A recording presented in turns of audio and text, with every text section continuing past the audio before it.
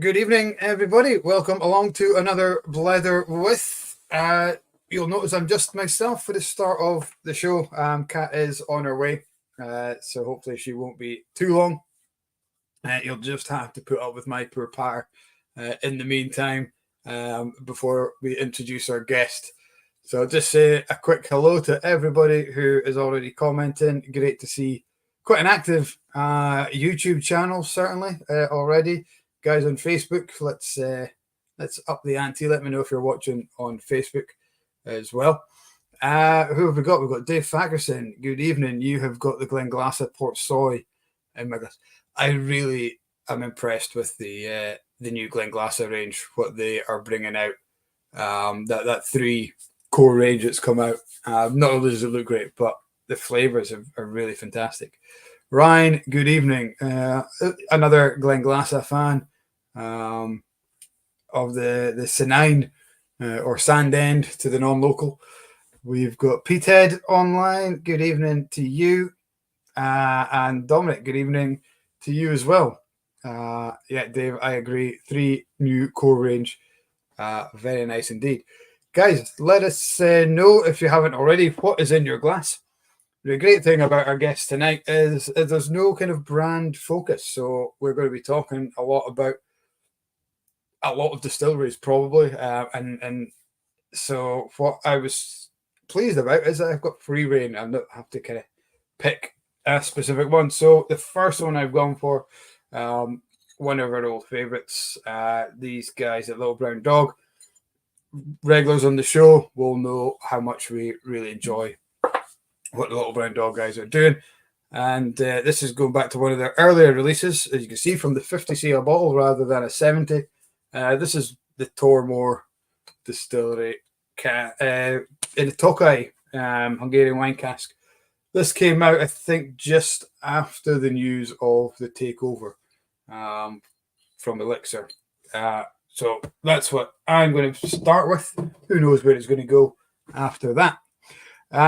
Dominic's got the very conservative with the 15-year-old Glenfiddich Solera. Lovely drop. One of Glenfiddich's finest, I think, to be honest. Good evening, Rick from San Francisco. We'll be catching up with you in about an hour or two. Find out what you're pouring in your glass when the clock strikes midday. And Big Pour, good evening to you. You've got the Loch Lomond, the open edition in the glass. Brilliant. Great stuff. Make a dram decision. Just some H2O. It's too early. Yeah, it's a sprint. It's a marathon, not a sprint, should I say. So let's slow down, take your time, and we'll find out a little bit later on what you're going to pour there. Going from the H2O because it's too early to Ryan, who's got 3 glasses. He's got the Loch Lomond, the Highland Park, and Jura 18, all from a tasting pack.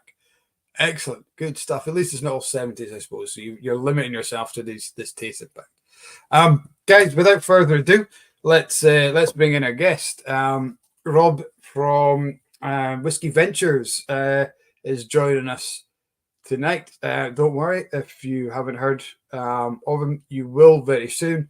I'm sure for those of you who do know about Rob and have been following what he's been up to, jump on his Instagram and his Facebook if you haven't already. There's some amazing photos and stories going on there. But before you do that, let's get the man in himself and we can talk a little bit about what he's been up to. It's always the dangerous moment, but it's worked. Hello, Rob. How are you? Hello. I'm good. Great to have you on. Thank you very much for inviting me on.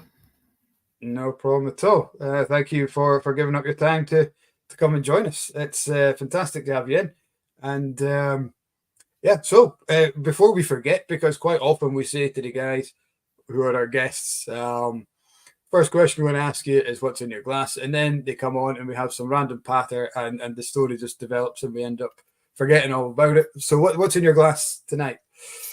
So right now I've just opened a bottle of whiskey from Anglesey, so one of the Welsh distilleries. I think you might be able to see it. Hold it up like you guys have. So single malt whiskey from Anglesey. There's only one distillery on Anglesey. run by a guy called Daffeth. Literally just him, pretty much one-man band. Nice. But I thought I'd get that one open tonight as it seemed quite poignant, given the Welsh ride I've just done. Absolutely. I was looking for a Welsh whiskey in my garage, and I don't have one. I was raking it out because I was going to try and stick as much to a theme, and I thought, you know what, let's just pick up some old favourites. So. I would imagine most people know Penderyn as the Welsh one. Yeah. But there's quite a few others out there as well now, and there's a few who've got spirit but no whiskey yet.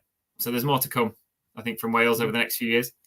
I think so, and it seems to be a growth. Not just the home nations, but all over the world. There's distilleries popping up, and it's quite exciting.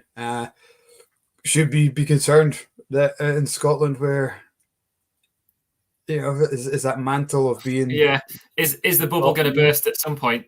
I've been trying to keep on top of.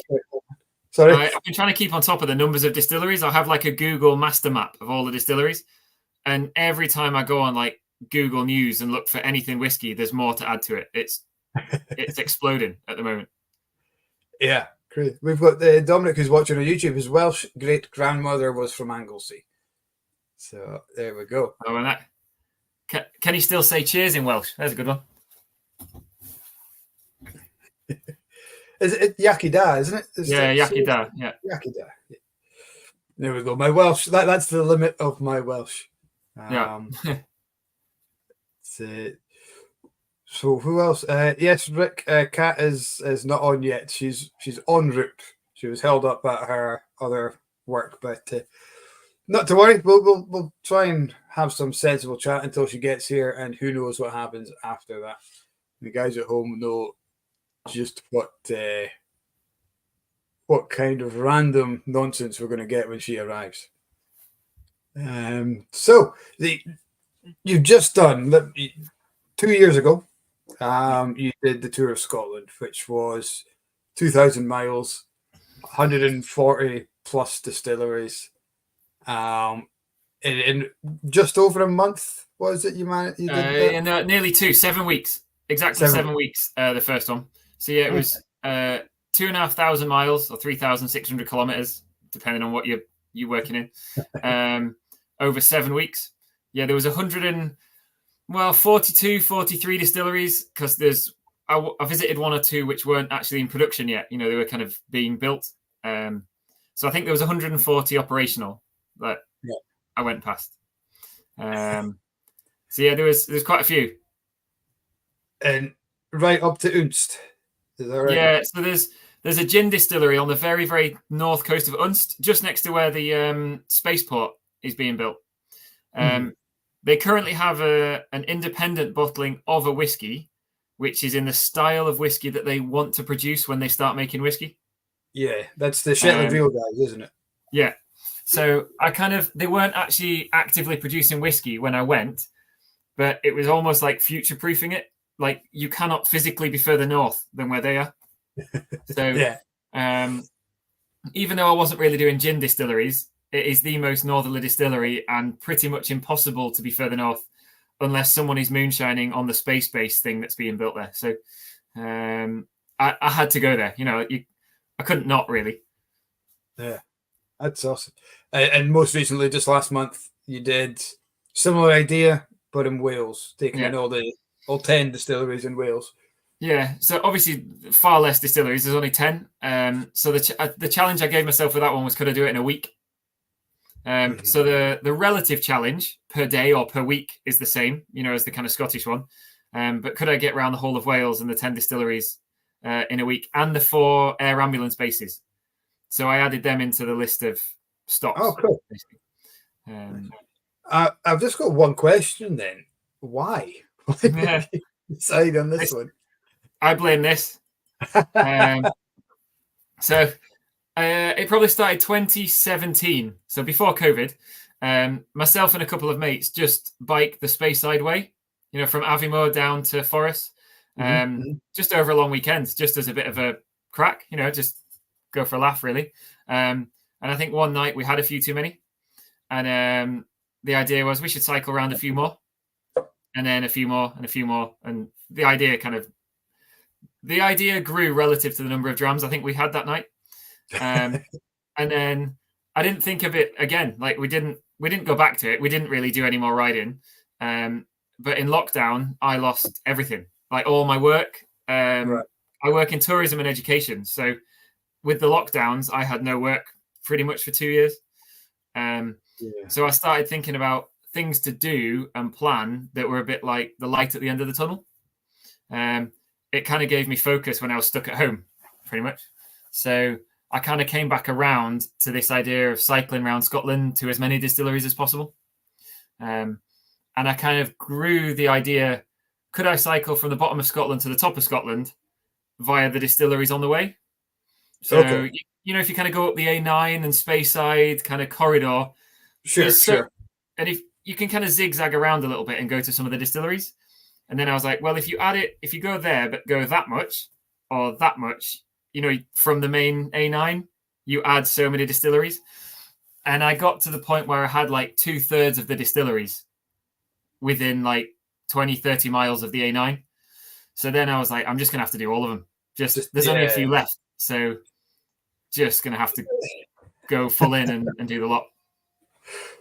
I remember when I was a lot younger and a lot fitter than I am now, I did, I'm a no bagger. I like to bag. I kind of gave up, I would say my mid-20s, late 20s, maybe. A lot of it down to work. I was always working weekends when my friends were away in the hills. Poor excuse, I know. But we came up with the idea of doing a tour around the Aberdeenshire. So cycling around the coast and then walking the hills. And we were looking at doing that in a week. And it never grew more than that. It was an idea. And we set up a task and we're going to say, right, this is what we're going to do.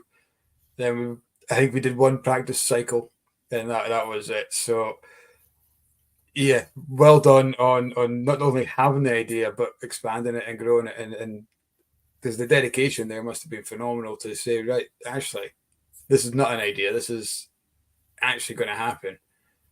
And I'm not quite sure at what point I actually kind of pulled the trigger effectively with, this is a great idea. I'd love to do it. And I just kind of built a map, like a Google map, of where they all were.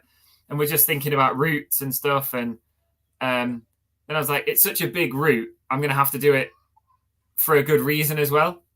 Mm-hmm. Like there's an element, I get the Mickey taken a bit. There's an element of holiday, I guess, about it, that you're going around cool places and trying whiskies and things. But the cycling bit is hard. There's some big hills and it's a long way. So I feel like that has to be for a good cause as well, which is why I chose the charities and so on. And I think once I'd thought about the charity side of it, that was kind of the trigger then of, right, I'm going to have to actually do this now and kind of just push through effectively. And the hardest bit was actually getting to the start. Trying to get 140 distilleries on board, get a route planned, things like accommodation, equipment, all that kind of stuff took nearly 2 years for the first ride. Whereas the ride itself was only 7 weeks. And that was kind of like the route was done. I just had to do it then, Yeah. And when you say getting distilleries on board, were you actually going into the distilleries and meeting people and having a bit of time at each one? So I spent most of the time was emailing all the distilleries or trying to get hold of contacts at the distilleries. Yeah. Some of the tiny distilleries, the owner is the marketing guy, is the sales guy, is everything. And if you email them, they can just make a decision. Some of the big boys, the Diageos, Pernod, they were brilliant once you got hold of the correct person. But it took a long time to find the correct person at the various different sites. So I probably got access into about 3/4 of the distilleries around Scotland. Then obviously most of them are not open to the public because there's actually only a small percentage have visitor centres and so on. And I think that was one of the coolest bits, actually, of the whole thing was going into the distilleries that you can't normally go in. And you get shown around by just some guy in his overalls, some like oily, dirty overalls. And it's not polished. It's not clean. It's a working factory, really. That's what they are. Yeah. But you see the true nuts and bolts of it rather than the very polished Heathrow terminal distillery kind of setup, The facade of it, yeah. I really like seeing that kind of engineering, kind of nuts and bolts of it all. So that was really good. And to be fair, all but 3 distilleries were fully involved. They wanted to be in. There was only 3 that weren't really that bothered. Excellent. Well, that's good. That's a good percentage. It's a pity that 3 weren't. I won't ask you to name them. When I did the ride, I thoroughly called them out for it as well. When I was doing the Instagram posts and stuff. So there's some funny videos of me having rants around bits of Scotland about distilleries not being involved in the charity project and stuff. We'll have to go find them. Talking of nuts and bolts and the we'll maybe let Kat in, will we? She's loitering in the green room. I was waiting for her to take a big gulp of tea before I put her on, but the tea mug is well and truly down. Here we go. I knew you were watching, waiting to see if I was going to take a scoop of tea. That's why I was waiting. Sorry, I'm late, everyone. Nice to meet you, Rob. I'm sorry, just couldn't get my car go fast enough up the road, but I'm here now. That's all right. Thank you very much for inviting me in. No, you're more than welcome. I was interested. I just got in a juicy part of like which distilleries. I'm thinking, I know you came to Glengarry, but like which? Oh yeah, Glengarry are fine. We can't badmouth them because you're on. Well, that's not the only reason why you wouldn't. It's obvious. 2 seconds. Right, Rob. Let's say badmouth Glengarry. Go for it. Yeah. Oh, I mean, Kat. When I went there, Kat was just. I don't find that. I don't think I was there when you turned up, unfortunately, but I followed all your trails around the place. So, yeah, what an amazing achievement. Sorry, I probably. Just because I've seen a question, because I've got the comments up on the right-hand side. There's one that it kind of became a bit of a standard joke around the place. Someone asked, Rick has asked, how do I deal with transporting the distillery bottles and things? Not on the bike. Pretty much everyone asked me. Pretty much everyone asked me, and I told them the same thing. I was like, I can only take it on the bike if I drink it. So it was generally set up that I take a picture with whatever bottle was being donated to charity, and then they would post it up to mine. Just occasionally a distillery would be nice. They'd give me like a miniature or something to take away. So I would take the miniature away, and then they would post up the big one. That's nice. Well, you had there's a couple of times you're talking about you've said we a few times, and Dominic's just come on YouTube and asked kind of what I was going to lead to. Was it a support team with you? Were you the only one doing the challenge of the cycling, or was there a combination there? So it was set up that I cycled the whole thing. So from start to finish, I did all of it. And there was little bits where people would join me, like a friend would join me for a couple of days here or there. Or I had, on the Scottish ride, there were some people from distilleries. So, for instance, I started at Blether down in Dumfries and Galloway. And Nick Savage, the master distiller there, is a big cyclist himself. He really likes biking. So he joined me for the whole first day. So he actually came out riding with me, which was quite interesting, riding all day with the master distiller from there. And having previously been the master distiller at Macallan, for everyone that knows his name. So I was recording a podcast as well. I had wireless mics. So I basically spent all day chatting to him, recording it, and then edited it up for a podcast. So there's a few interesting snippets out of him on that as well. That's pretty cool. You're taking a chance there could be some swear words, because what if somebody had kind of like, cut in front of you, or you'd kind of bumped over a pothole? There could be some very choice swear words happening on your podcast. Yeah, on the raw audio file, there's definitely some swear words. I remember one guy cut me up really bad, and I did give him some stick. So, but I just edit that out. It's not going out live, so I just edit that one out. That's fair enough. I mean, we're out live, and sometimes we just don't know what's going to be said. It's mainly my fault, but yeah. Who's going to be looking in your window or crapping outside it? Yeah. That was a dog. There's nobody actually. It wasn't a person. Yeah, I can say I can hear out the corner of my ear. My little boy upstairs giving it the full beans. So if you hear anything on there, that's probably that.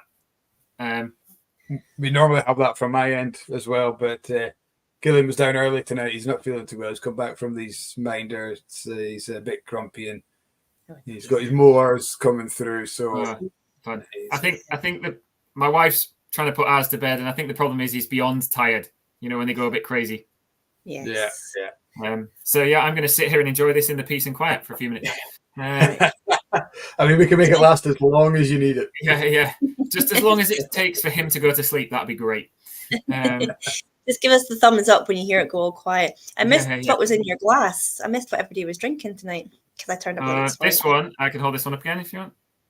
This is a Welsh one. Oh, wow. Is that the Welsh spelling of whiskey? Yeah, with a G, whiskey. So that's from Anglesey, from the Anglesey Mon distillery.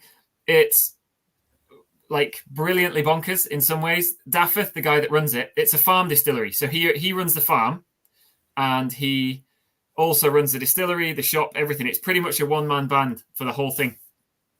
He just has the odd person to help him, like now and again. That's awesome. But he has, I think it was 8 or 10 mini stills. So each still is about 50 litres. Okay. So whenever he's wanted to increase production, he's just bought another little still. Another 50 litre still. Yeah. And because they're small, they're all electric. So I think his aim is to put solar panels in at some point as well and go fully off-grid with it. But there's all these little mini stills all lined up. That's incredible. That's crazy. So, the up production is buying another still. Yeah, I know. I'm trying to figure out like the dynamics of that as well. That's quite crazy. I can imagine just running around. It's definitely something I noticed because when I did the Welsh ride, going to all the Welsh distilleries and the Scottish ones to a point, if you go on holiday, like around Speyside, you might go in 2 or 3 distilleries and then you might go back another year and go to a different 2. But it's really hard to compare them because it's been a year between the 2. Sure. I think if you go in loads of distilleries really quickly, you start to notice differences really quickly. Given the physics of it is the same, you know, they're doing the same thing. But you do start to notice differences. But then going down to Wales, it's almost completely different because their GI status is different because they have GI status like Scotch does, but it's not as restrictive. So a lot of the stills they use are almost like gin stills. So they're a lot of them have a single pot, but then like a secondary column to push it through. Okay. So it's kind of one distillation, but it goes through about 40 plates of copper in one distillation. So they can get it up to 70 or 80% alcohol in one run. And I think most of the Welsh ones have that kind of setup where it's like one pot and columns. Yeah. That's interesting. We see a lot. It's like an ice still. Would that be a similar kind of setup? Yeah.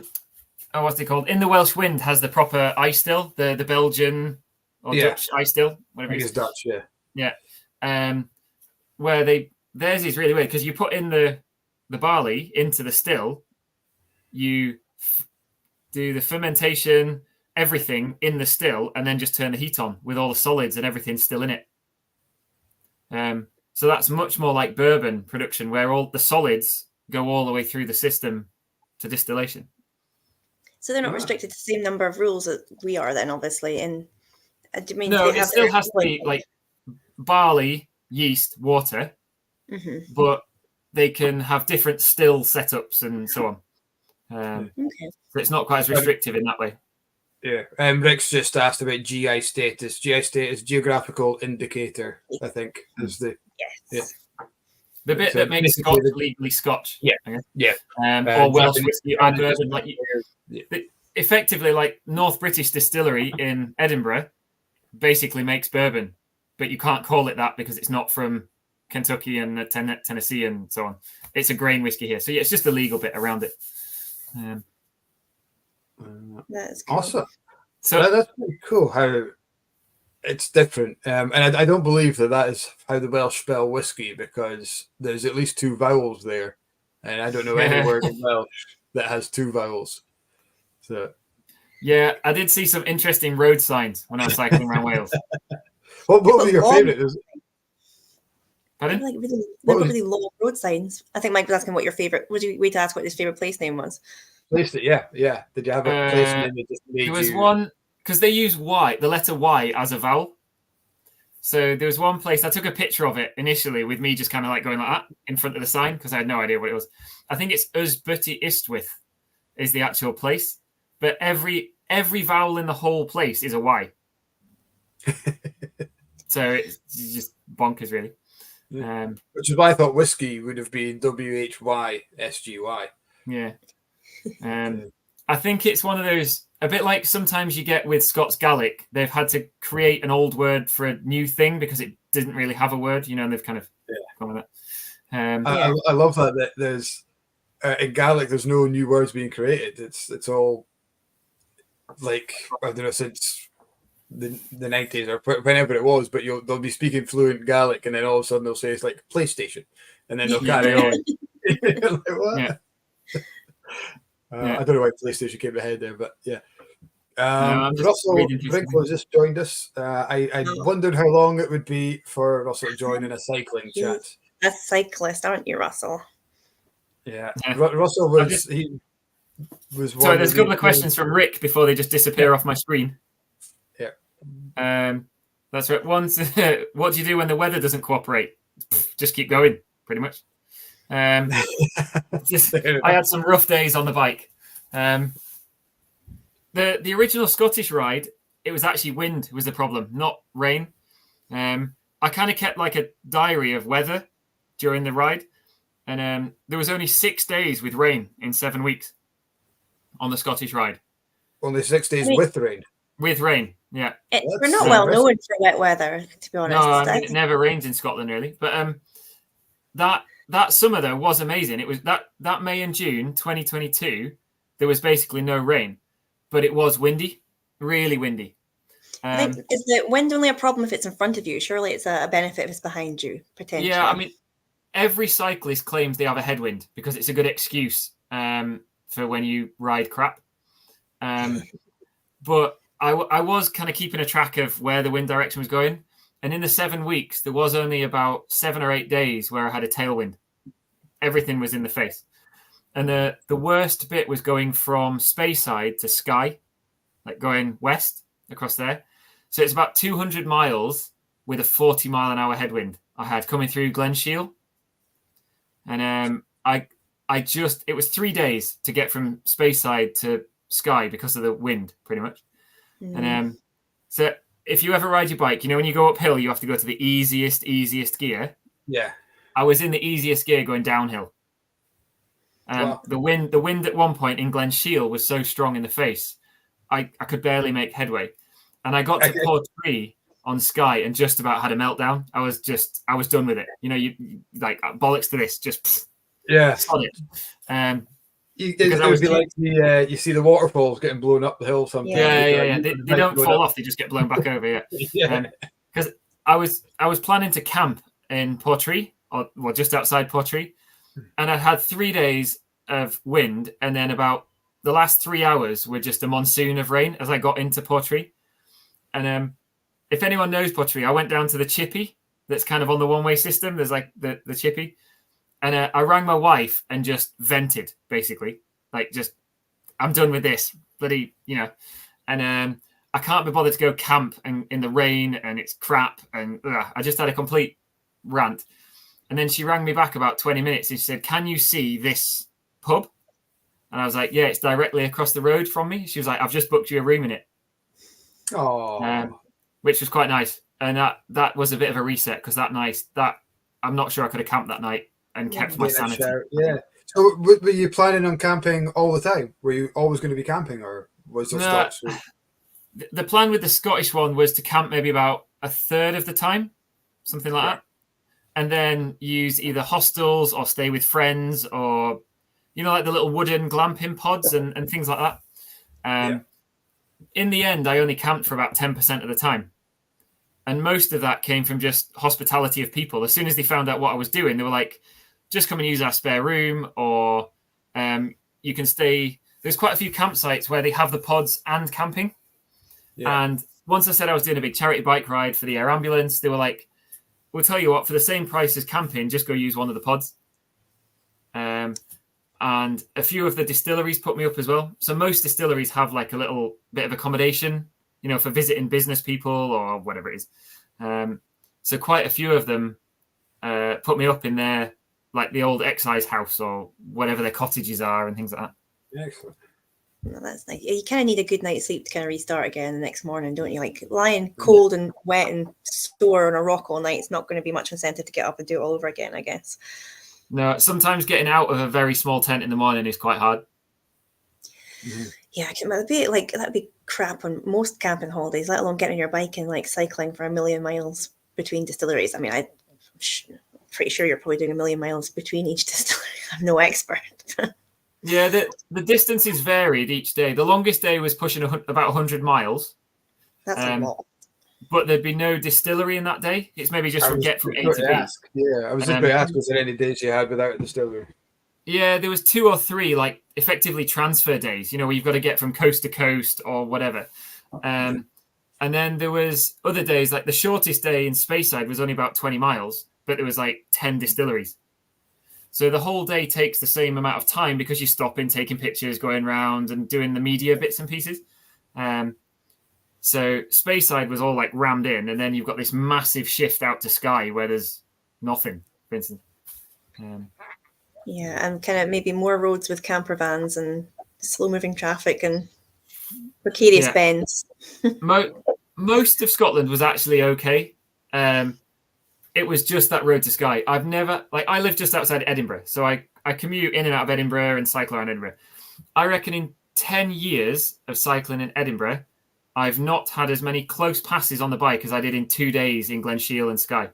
I would believe that, yeah, because I think a lot of people hire these camper vans to do this sort of like North Coast 500 and things, and they've got no really idea of just how big these camper vans are and how small the roads are over there. And you just think, my gosh, like I'm never going to get past them, or they're going to end up like trying to like falling off the side of Scotland. It can be a bit precarious sometimes. Yeah, I'm just reading through things. Wales does not have the same camping. Wales doesn't have the same camping policy of Scotland, but I didn't camp in Wales. Because Wales was only 1 week, I just decided to travel lighter, so drop all the camping equipment and just use like a few hostels and a cheap Airbnb and things like that, so that I could kind of push harder each day. So I took about 3 kilos off the bike by losing all the camping equipment. Yeah, that makes sense. And terrain-wise, Wales and Scotland quite similar. In my experience, they are, but I've been very little places in Wales. Yeah, I'd say the hardest bit of Wales was South Wales to Mid Wales. So North Wales felt much more like Scotland. Like the hills tend to be a big, long climb. So you can kind of try and get your head into a rhythm and just kind of pedal away. South Wales, if anyone's been to the valleys in South Wales, there's no massive hills. Each climb is maybe only 100 meters, whereas in Scotland, you might be climbing 700 meters. But every single climb is 20%. So it's just down, up like this. And actually, over the day, that takes its toll a lot more than just one long climb. Like I went over Glen Shee and Cairn Mount in Scotland, which they're big, hard climbs, but you can kind of psychologically get into a rhythm, put music on, it's one climb, done. But yeah, South to Mid Wales did break me a little bit. And you always try and carry speed. You go downhill and then try and carry some up the other side. One, it never carries as far as you think it's going to carry. And a lot of the Welsh Valley roads are so narrow and twisty, you can't let it go. You can't hold any speed because you can't see, so it's not safe. Right. You're not getting that momentum then. Yeah, you go down to like where the burn is, like the stream in the bottom, and then there's literally a wall in front of you, a 20% wall. And it was brutal. Like Mid Wales was really, really tough. Interesting. We are getting a ribbon off of Russell because me and Mike aren't cyclists. I run, but definitely not to the extreme that you are cycling. And I don't even have any running chat. That's as far as my running chat goes. I run. I don't care about telling you how far I run. I don't care how far. Because you're late and it's from the car to the seat. Pretty much. I haven't gone out running since I fell over a couple of weeks ago and completely annihilated my knees and my leggings and my arm and just wanted to sit on the street and cry. But I haven't cycled since I was about 7, potentially. Well, Russell did say he's off saddle, so he doesn't cycle either anymore. He's off saddle just now, so he's got no leg to stand on. Pardon the pun. But yeah, you can probably tell I'm in a bit of a equipment dumping room at the moment. Because not only is this a passion for you, it's your job as well, isn't it? Yeah. Not just cycling, but outdoor activities. Yeah, so I generally call myself an outdoor instructor, but that varies from schools, like outdoor education, through to private guiding with adults, tour guiding, mountain biking, bike packing, mountain leader work, various other bits and pieces. Actually, a little bit in the whiskey industry as well now, So I have picked up a job in the industry too, which has come out of everything I've done, basically, just from contacts and things that led off other things. So yeah, it's quite interesting. I work freelance, so just being able to do lots of different things is quite interesting. It's cool because, like, quite often whiskey and sort of outdoors combine. I mean, I'm not endorsing drinking alcohol while doing exercise, but a lot of people will take like their favorite dram if they're mountain climbing and stuff. I always take a dram to the top. So I mean, I love that as well. Like, I think it's quite a popular thing as well. Folk, because even people come into the shop and they're like wanting to choose like a whiskey for going to Bag and Monroe. It's quite a fun part of the whole process. Obviously, drinking responsibly, you know, and you're not driving after you've left the Monroe, but it's quite a popular thing to do. It wouldn't be so easy on a bike. It's something I thought a lot about when I was riding around. Because obviously, when you're on a bike or walking, you don't just travel through the environment. Like when you're in a car, I mean, I drive all over the place as well, you know, for work. But when you pass through the environment, but you don't really take it in. When you're walking or on a bike, you feel it, you know. So you go past the distillery, which one sticks in my mind? Somewhere like Benrinnes. You know, you're at the distillery and you can look up that little tiny road behind it and you can see the hill, and you know the water, you know, the source of their water is on that hill. You can walk up that hill to the summit of Benrinnes. You can see all of Speyside from there. So a lot of the distilleries are where they are because of the landscape, you know, historically. And I think if you walk it or bike it, you feel that a bit more compared to just driving around distilleries and doing tours that way. That's true. I used to live on a wee island, and I know I mention this all the time, but the best way of fully appreciating like the island and see, because people would drive around it. It was 4 miles long and drive off again. And they'd see what you could see off the road, but the best parts of the island were the bits you couldn't get to by car that you'd have to either cycle down to or walk to. So yeah, you do always appreciate somewhere better once you've kind of been in it and around it and you know, climb through it and things. But it's not always easy for folk as well, I guess. It's a little bit like Rob and I were talking just before we came on about the whiskey you're on, the Anglesey whiskey that you're having just now. It's the first time you've tried it since being at the distillery.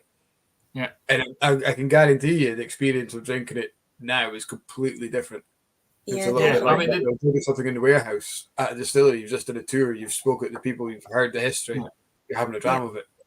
Yeah, like for me, when I run tastings and when I like work with whiskey doing stuff, you know, some people claim they smell colour or something like that, you know, synesthesia or whatever it is. For me, I really kind of see landscape. And I guess that's come from being a mountain guide and being out all the time. Different things like smelling this one. I was working with one the other day. All I got was just like being stood in the hayfields back on the farm where I grew up and things like that. So it was more that kind of imagery from memory with smell rather than I take the mickey a little bit, but you get some people that when they go full wine sommelier style, you know, and they smell a whiskey and it's instant, they'll be like, oh, that's barbecued fig and creme brulee or whatever. It takes me a lot longer to get to those kind of things, whereas I really see landscapes and that kind of stuff. Yeah, my tasting notes are always agricultural based, but it's because I worked on farms for quite a long time. But so like a pal of mine went out to Bamore to work, and she fell in love with I can't remember which one it was, just like the 12 years old or something like that. She hates peated whiskey, but she's like, oh, I really feel like I appreciate peated whiskey now. Bought a bottle, came back to the mainland, couldn't drink it. She's like, ugh, it tastes like peat. But at the time at Bamore, sitting out in front of the sea, you know, it just felt like it was like the best whiskey ever. But yeah, landscape and terroir and sort of your sort of senses, they have such a big impact, because like your nose is linked to memory as well, isn't it? So you know what you're smelling around about you, because whiskey always tastes better when you try it in you know, after a tour. It's like when you say when I got to the Anglesey Mon distillery, that was the last day of the Welsh trip. So it was basically on the way to the finish line, and it was the only wet day of the whole trip. So we had that period in mid-May where we actually had summer, and now we're back to winter. So it was the only wet day, and it lashed it down all day. It was horrible. You know, it was one of those just grim days that you would not go out unless you really had to. But in the middle of the day was the distillery, and Daffeth, the guy that runs it, you know, gave us a few testers and things. And when you're soaked to the bone and it's cold and wet and minging, and you're in the distillery having it there, just, you know, it hits the spot. No, definitely. But I did notice, kind of, I guess it links to that. Someone asked on, I don't know where it's gone now, something about like what was a memorable experience or something. I can't quite. Yeah, Rick was asking what distillery was the most memorable. I'd say there's 2 or 3 that really stand out from the Scottish ride, particularly. One would be Ardbeg. They put me up in the distillery, so they have the old excise house, and they put me up. And they were like, we filled the fridge with like cheese, bacon, eggs, and there's like a couple of open bottles of whiskey. Just knock yourself out, pretty much. So everyone goes home at 5 o'clock. You know, all the VC shuts, but you're still kind of in the distillery, and it feels like you're trespassing. You can wander around. You can't go in the stills house, obviously, because that's working, but you can wander around, and there's all the casks out and everything, and it feels wrong, even though you're allowed to be there. Another would be Arbiki in Angus. So I got to Arbiki, and they said they would put me up. They have like a little bothy cottage thing on site. And as I got there, I rang the owner just to say, look, I'm here. Is everything still okay? And she kind of went, oh, crap, I forgot. I've just given the cottage to a Ukrainian family because the war had just kicked off. You know, everything had just kicked off. So I was like, look, it's fine. I've got a tent. They're in need of it more than I am. It's fine. And she was like, no, I said I'd put you up, so just come and stay in our house. And I basically tried all of their whiskey lineup sat at their breakfast bar in their house. Nice. So all these whiskeys that I would never be able to afford, sat just in their house, which was amazing. That's awesome. Sometimes we have Gilbert watching, who works at Ardbeg, but I don't know if he's on. He usually says hello if he's popped on, but it's a fantastic story. It's such a cool place. Yeah, I've just popped on the because I said I would. That's the link that's just come up in the comments if you want to donate to. So this link is for the Welsh Challenge, which is raising money for the Welsh Air Ambulance. Is that right? So the original ride was for 2 charities, the Scottish Air Ambulance and the Scottish regions of Cash for Kids. So if anyone listens to the regional radio stations, you tend to hear all about Cash for Kids on it. Yeah. So it was split between those 2, and the first one raised 10 grand. Awesome. It's amazing. This one is for the Welsh Air Ambulance. Again, I think all the air ambulances are amazing, and none of them should be charities. You know, they are an emergency service, and they should not be charities. Like the Welsh Air Ambulance, they run 4 ambulances and about 4 or 5 cars, and it costs them 12 million a year, and all of that is 100% charitably funded. So I did not know that they were a charity. I thought they were just like part of like the emergency services. I didn't know that was a charity. That's really bad. I didn't know that. So it's the same in Scotland as well. The SCAR, the blue and yellow kind of, they're called SCAR, Scottish Charity Air Ambulance. There's one based in Perth and there's one based in Aberdeen. So between the 2 helicopters, they cover basically all of Scotland. Yeah. And what tends to happen is that the doctors on board are seconded from the NHS, and they do like maybe 6-month like deployment effectively to the air ambulance, but the operational use of the ambulance is charity. And realistically, that's the expensive bit. Most of them cost 5 grand to get off the ground. You know, in fuel, every flight is probably going to cost 5 grand minimum. Time, and if you think about the West Coast, how important the air ambulance is to the islands, or to the remote northwest, or in Wales, like deep into the valleys, where it might only be 20 miles as the crow flies, but it's a 2-hour drive because the roads are that bad, in places. The air ambulance is a critical 999 service. So I thought with each of these challenges, I would support the local air ambulance, so it's relevant to the places I'm going. And I don't know, the pessimist in me is if anything happens, they'll come and get me as well. You've bagged yourself a free ride. Yeah. Oh, I've just pulled my muscle. I can't bike to the end anymore. So I always wanted to support the local ones. I'm originally from Yorkshire, if no one had gathered yet. And I have been involved with rescues with the Yorkshire Air Ambulance, for people I know. So I've always thought they were good, amazing charities. So that's why I've kind of chosen them to support. Is that what Prince William did when he lived in Anglesey? Did he fly for the air ambulance? So he was flying the RAF, kind of the mountain rescue, search and rescue helicopter. So him and those crew were employed by the RAF. They were full-time RAF search and rescue. So they would do effectively a bit like Coast Guard or go into the mountains to pluck people off the hills that need it. They'd normally drop down and then dump them at the bottom of the valley where mountain rescue and the air ambulance would take over and take them to the hospital or wherever. I see. Okay.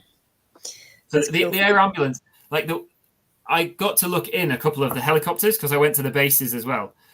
And they're basically flying surgeries. They can do really high-end operations on the ground in the middle of nowhere with the kit they have in the helicopters. They're amazing pieces of equipment. Gosh, that's really cool. Let's hope none of us ever need them, but it's fantastic you've been raising money to support them. And that was one thing that blew me when I did that Scottish ride on the West Coast, particularly when you're on Islay, Arran, Jura. Almost every single person I spoke to said they've called it out or their friend has called it out at some point. It has touched everyone basically on the West Coast. No, definitely. That's fantastic. We're going to have to do some bike-related questions from Russell because he's champing at the bit. He's asking so many cycling. I'm trolling, to be honest. He's trolling us. Is that what you said? He's verging on trolling us with his. He's I have seen a lot of Russell popping up in this right-hand box. So Russell used to work with us at the shop, and he was our first co-host of the Blether, and he took great delight every other week, maybe telling us how he used to shave his legs to get into his lycra and go off for cycles. Wait, what? He used to. That's what he said. Well, at least you don't need to shave your legs now, Russell. I didn't know there was a lot of leg shaving chat prior to me joining the Blether. So, yeah. So he's asking. I'm getting my dig back into Russell because he's jibbing us just now.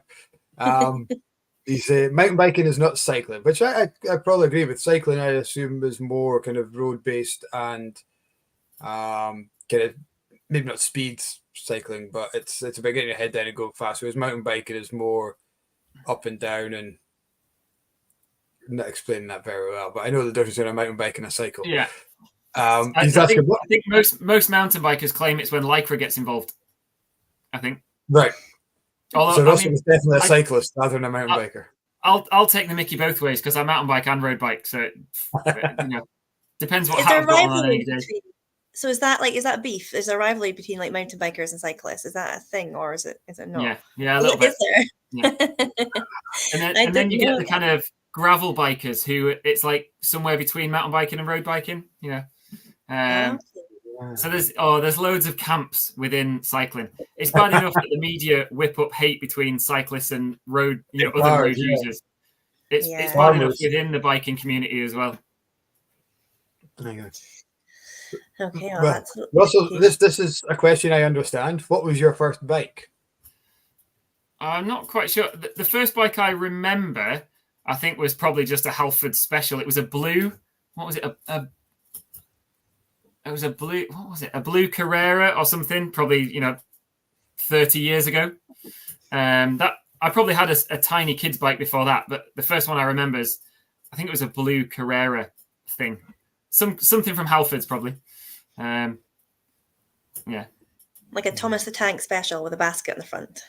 I wouldn't quite go that far, but probably Thomas the Tank on it because I did love that as a kid. But who didn't? It's a bit different now. I don't know if you can see. There's one there, 2, 3, 4, 5 here. Wow. So is this like your garage, or is this like a room, like a special room in the house, or like? When the house was built, this would have been a garage. You know, the kind of the classic semi-detached house, which has the 2 doors, 2 garages. Yeah. But a previous owner closed it in, so it's now part of the house. In some ways, I would rather have it as a garage, but it was done before we bought the house. So I use it as my garage / office. Okay. So yeah, all my kit is in here, and then like it's basically my workshop as well. So I'm normally in here pottering on bikes and fixing things and stuff. There we go. It's like living the dream.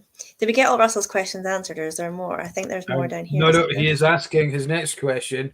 What is your worst bonk experience, and your opinion on how effective or not a Kit Kat is in helping that circumstance? Oh, Russell, you're just showing off with cycling chat with your bonking Kit Kats, honestly. Calm yourself down, man.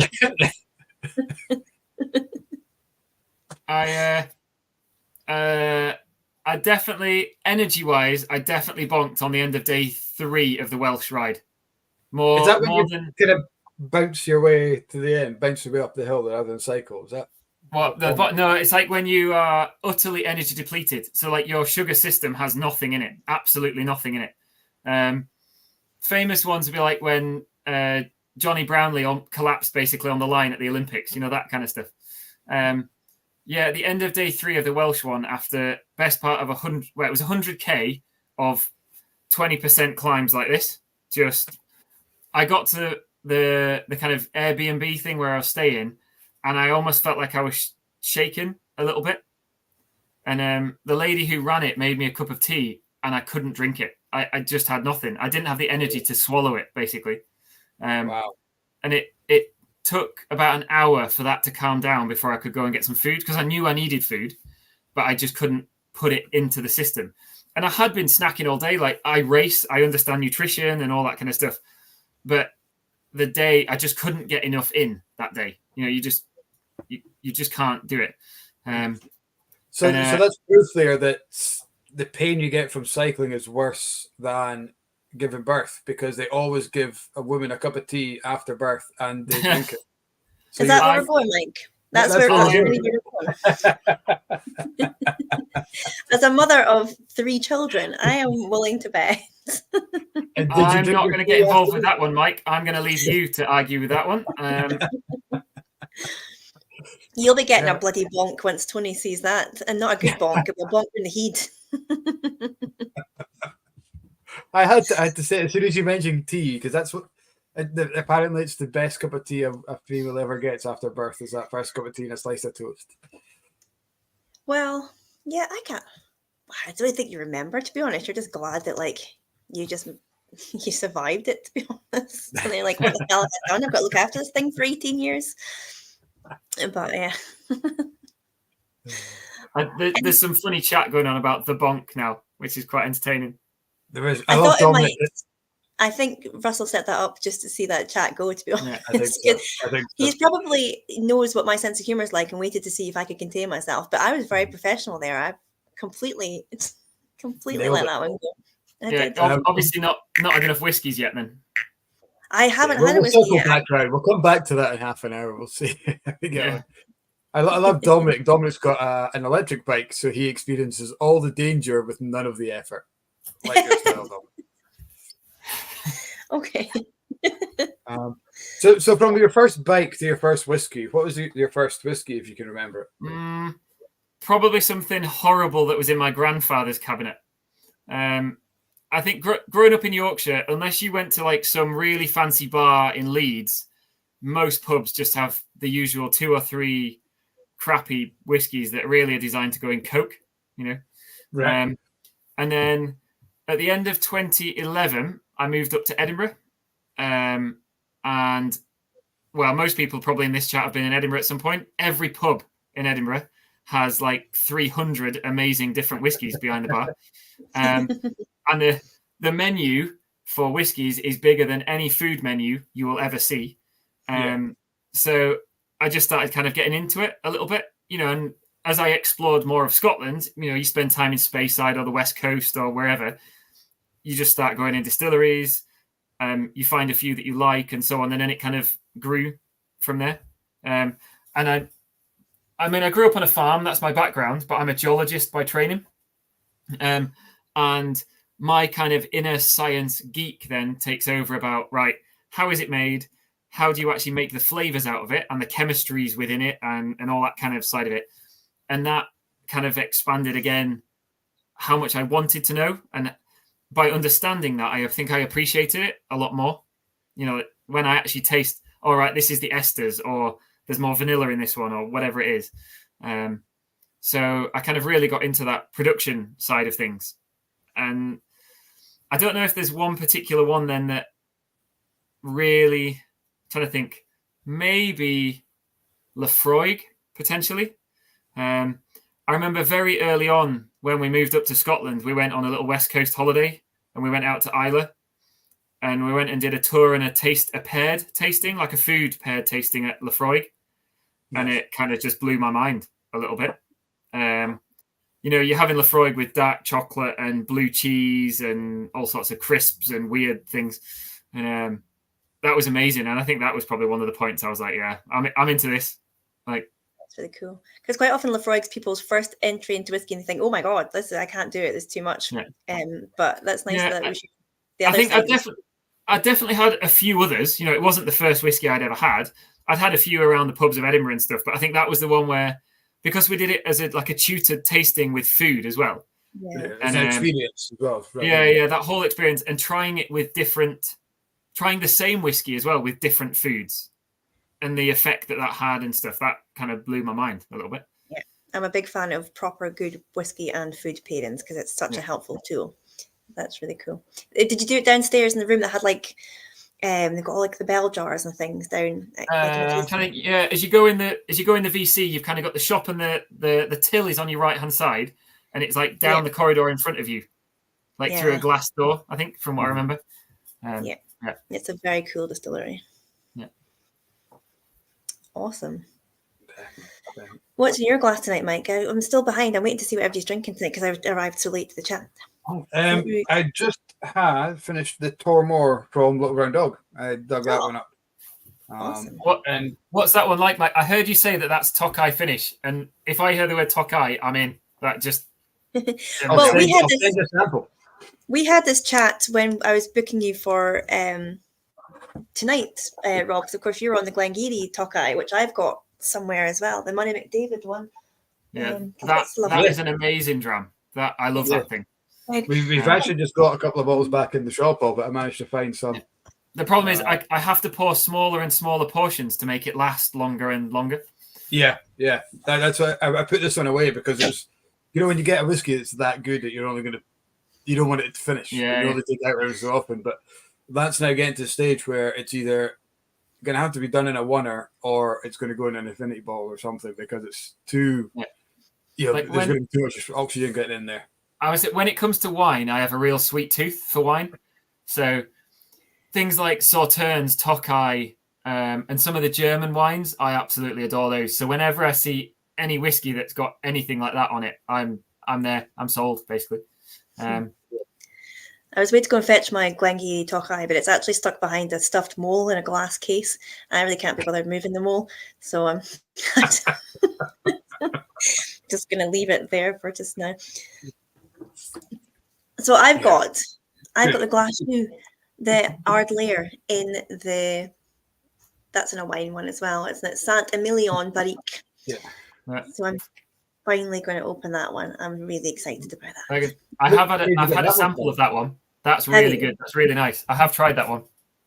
Awesome. I've been waiting for an occasion to open it. I really wanted to go and get a photograph of it sitting in my Ardmore distillery, but I forgot to take it with me last time I was over, so as well just opening it. The guys that run that, I think it's Paul and Jamie run Glasgow Spirits Company. Paul and Julian. Julian, that's it. They're some of their cask selections are amazing. Just They've done for a relatively new bottler. They've got some amazing whiskies in their lineup. Yeah, Really I've good. got one of theirs that's I think it's a peated Glenglassaugh. Yeah. In a PX octave or something like that, and it's they're the 13-year-old and a 12-year-old Glenglassaugh came out at the same time. Yeah. The 13-year-old pretty much sold out straight away. I think that was a PX. Yeah, is it the peated one? Because the one I've got is peated as well. Yeah. And it's definitely one of those whiskies that I think I described this with you as well. You eat it, you don't drink it, you eat it. It's that kind of. It's got a real thick, oily mouthfeel to it. But we had them on the chat a couple of weeks ago, and I loved like all the little kind of details they put into creating the labels, because they're both engineers, so they have this like really geeky kind of side to them with the labels and things. They were just such nice, hardworking but pleasant young men, which makes me sound very old, but they were such a lovely guys to have on the chat. What nice boys! I bet their mums are so proud of them. Oh, I can't get into this bloody bottle. The same thing happens every bloody week. I've just poured our Cold Rain, actually. That's the second one I found. So so this is an Ard layer with an unpeated Ardmore also, which is a shop exclusive. I didn't realise I had any of this left, but I found this while digging for my Welsh whiskey that I never found. So I thought I'm going to grab that because I haven't had that in a while. There is if you can get hold of it, I would order the there's a Penderyn like limited run. They do like these. I think they're called the Legends. They do these like limited runs. Oh yeah. They do one. There's one just come out called Patagonia. Right. And so they've basically, it's a blended malt between Penderyn and a distillery in Patagonia. Oh wow! So there's a huge Welsh population in Patagonia. And really? Yeah. So back in like the 17 and 1800s, thousands and thousands of Welsh people went to live in Patagonia, basically. I think around either like being shepherds and the farming industry down there, or mining or something like that. And there's bits of Patagonia now that are Welsh language speaking first. That's their first language.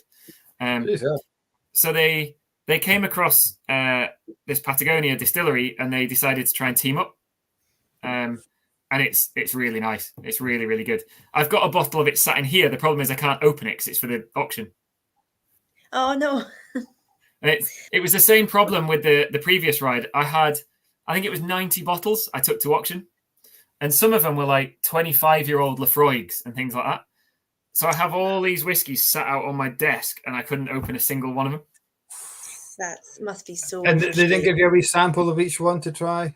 Well, not of a Lafroig 25. No. Of some of them, yes, but not that one.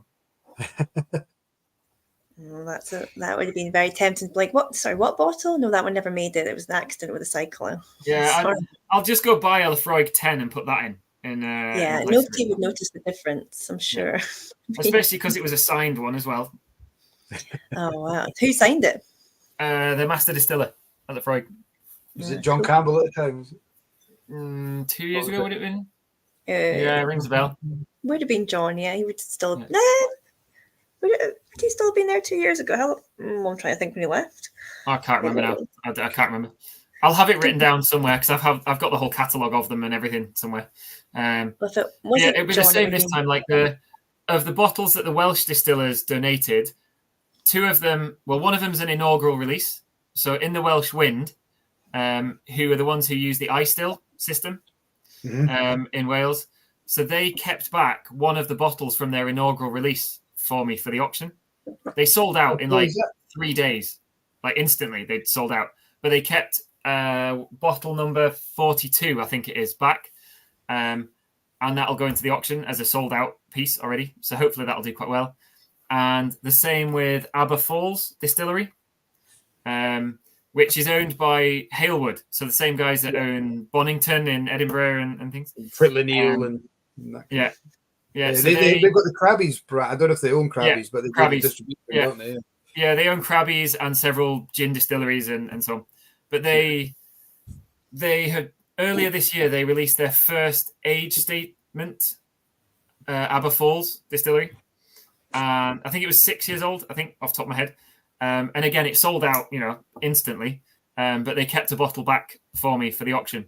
So that'll go to the auction as well at some point. That's awesome. I haven't tried any Welsh whiskey. I'll have to. I've had the Penderyn, a couple of Penderyns. When we first opened the shop, we took in Penderyn, and it was okay.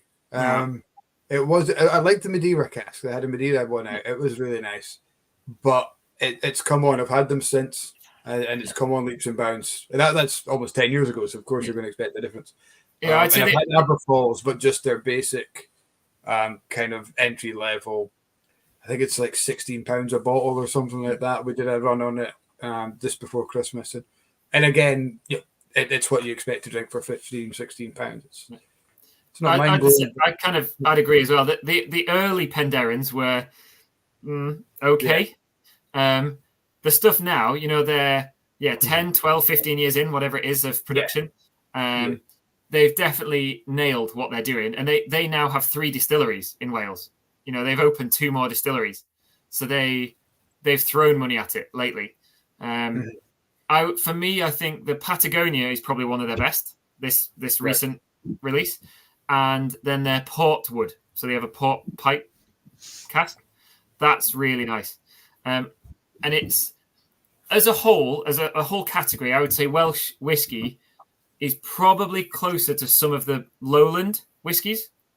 So it's very floral. Like the one I'm drinking now, this one, it's like you've just walked into a mega greenhouse of roses and it's almost overwhelming. It's just with hints of things like Parma violets, pear drops, all those kind of really floral elements. There's a hint of kind of like varnish on it as well, but in a good way, if that makes sense. Kind of that slight thing.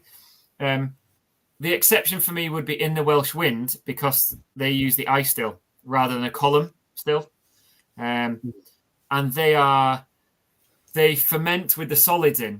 So they do everything in the one pot. They put the barley in, then the hot water. So they get all the sugars. They don't drain it. They then cool it down in situ and throw the yeast in. So they ferment it with the solids in, and then they just turn the heat on and distill it with the solids in. So for me, their spirit was quite earthy, quite nutty, that production's quite bourbon-esque, just leaving everything in when you do it. Yeah. A little bit cross between bourbon and tequila, I think. Yeah. But everything's just... So for me, they were the exception for me in Welsh whiskey GI categorization.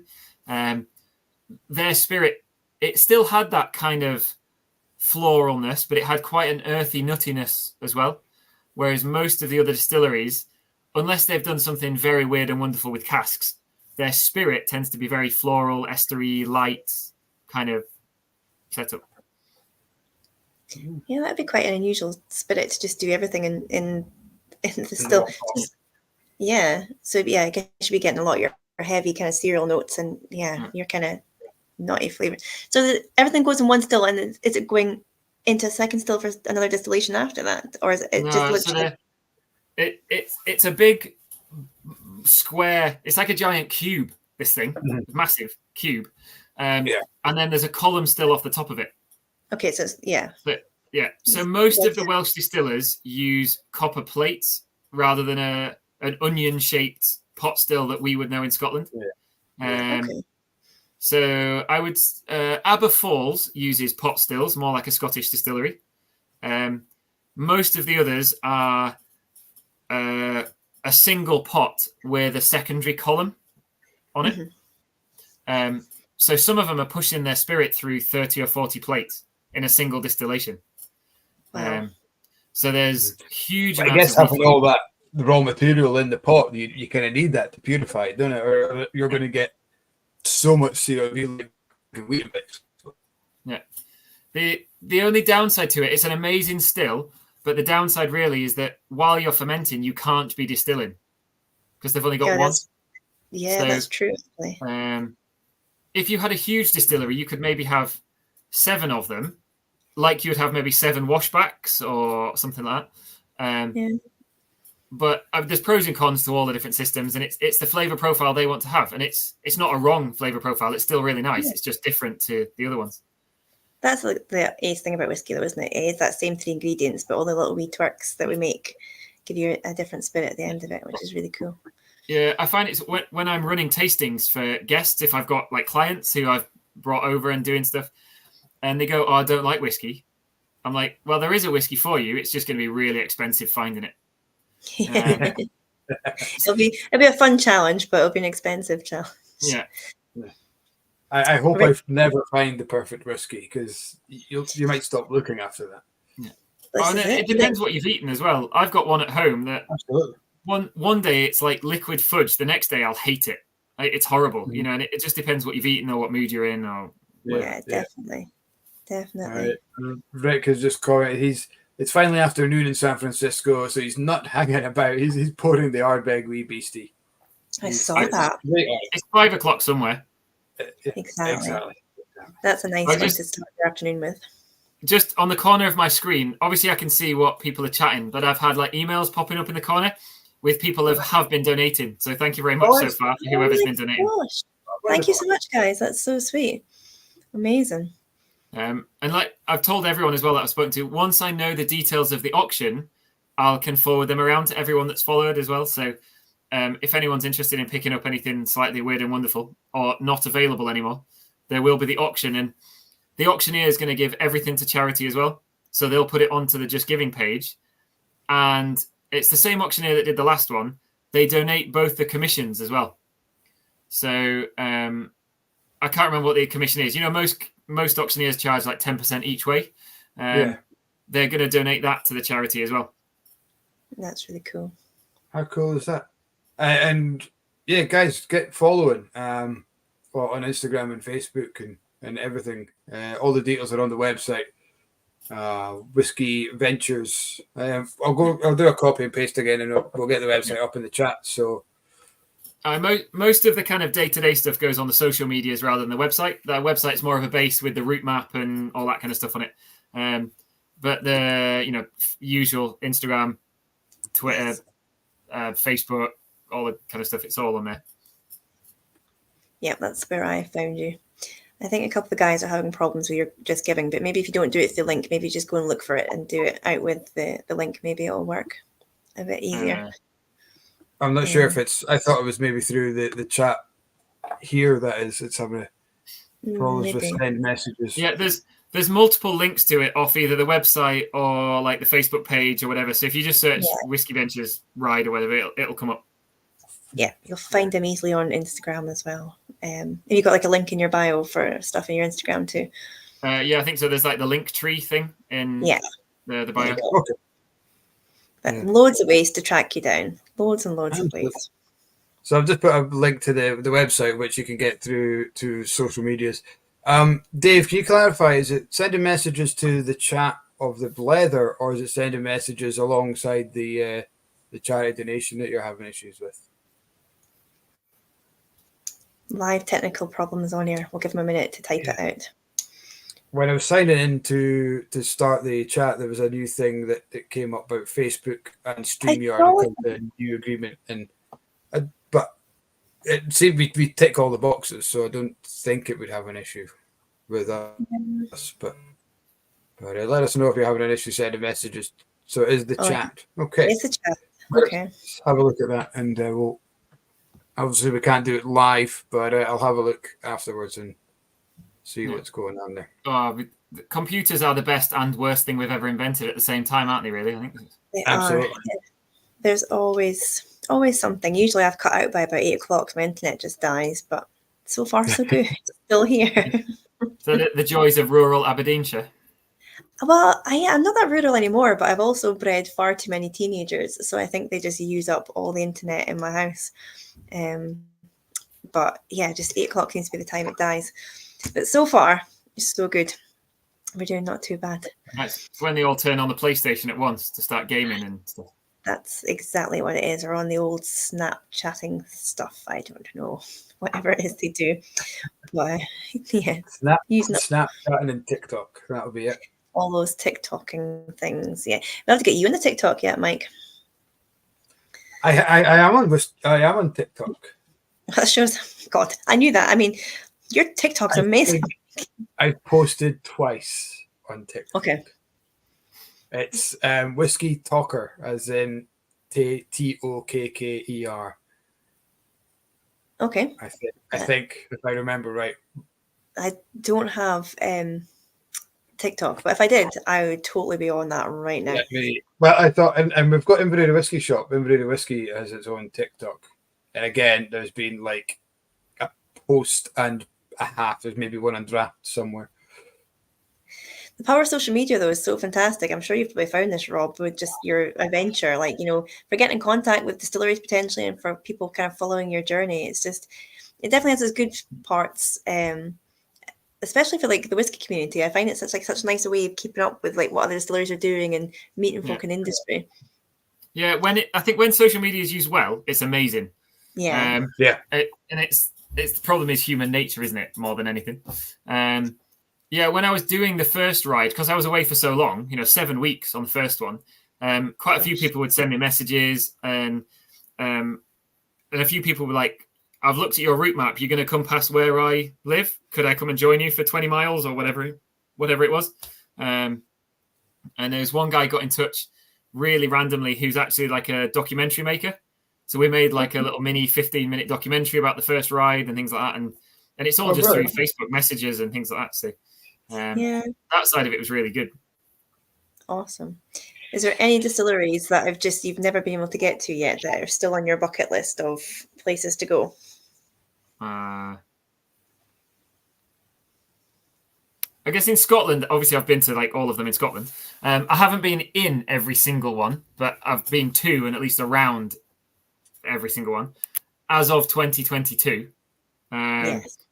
There's about another 20 now, I think, compared to what it was. You could do a whole bike ride out of that. Yeah, I am toying with doing like a newbies one, like just do Scotland again, but just the new ones. That's really good. Maybe in another year or so, because I know some are being built right now. So maybe in another year or two, just do like a fast lap of Scotland, just the new ones. You should get a tandem and just go around with Ingvar Rolson and do the whiskey book at the same time. You could just do as a yearly whiskey classified, and you can be on the front navigating, and two birds with one stone. You'll be sitting in the back having a wee dram. You get to the other end and he's hammered in the back. Yeah. You better make sure he's pedaling uphill. No, we don't want him to fall off. Definitely not. We'll not get our whiskey classified. No, it's not whiskey classified. What's his book called? It's whiskey. The yearbook. Whiskey yearbook. Whiskey yearbook. Yeah. There's a few people kind of poking me a little bit about doing an Ireland one. Okay. Because obviously Ireland is a big whiskey region as well. It's historically, and there's now 50 distilleries in Ireland. So I don't know. The issue's more work and family now than anything else. Like when I did the first one, it was coming out of COVID, so I didn't really have any work yet. It hadn't all fully come back. Whereas now I'm fully back into work. I've got a 5-year-old. It's all mad. So I think Ireland would probably take me 3 weeks, roughly, if like vaguely planning it. Right. There is a vague plan to maybe try and do all the home nations eventually. England is the biggest problem. Okay. It's just it's massive compared to the others, and if you look, there's 50 distilleries in England now as well. But if you look at the map, there is no obvious route. They're completely random. It's just like someone's thrown stuff at the map. Like you in could Ireland, almost have to break it down in north, south, east, and west. Kind of, It's like you'll end up doubling back on yourself a lot, to get to them all. In Ireland, almost everything is around the coast. And there's only like 3 or 4 in the middle, which you could do one little trip in and out. Whereas the English whiskey map, it does look like someone's just thrown paint at it. So that I don't know quite how I would do the England one yet. It's a difficult one to do. So do you think there would be a book coming out of this? I kind of feel like you've got the basis of a really good coffee table whiskey book of just, one man on his bike around the distilleries. That's just a working title. He might around the distilleries. I don't know. The problem with writing a book or anything is that I'd rather be out on the bike. and the amount of time you have to put into writing, I've given a few talks and things about it, but it's generally a PowerPoint of photos, like a photo diary, rather than actually writing our words so much. Do you know, Russell, who was on the chat, always wanted to get into writing, and he loves cycling. So he'd have all the cycling jargon, and he's a big whiskey geek. He could be like your ghostwriter. He could just cycle behind you and take notes as you go. I mean, I have considered it, but time is the biggest thing at the moment. Whereas when you're trying to work and have kids kicking around and stuff, it's not easy. There's not enough hours in the day as it is to tidy up all the Lego bricks that get everywhere, let alone.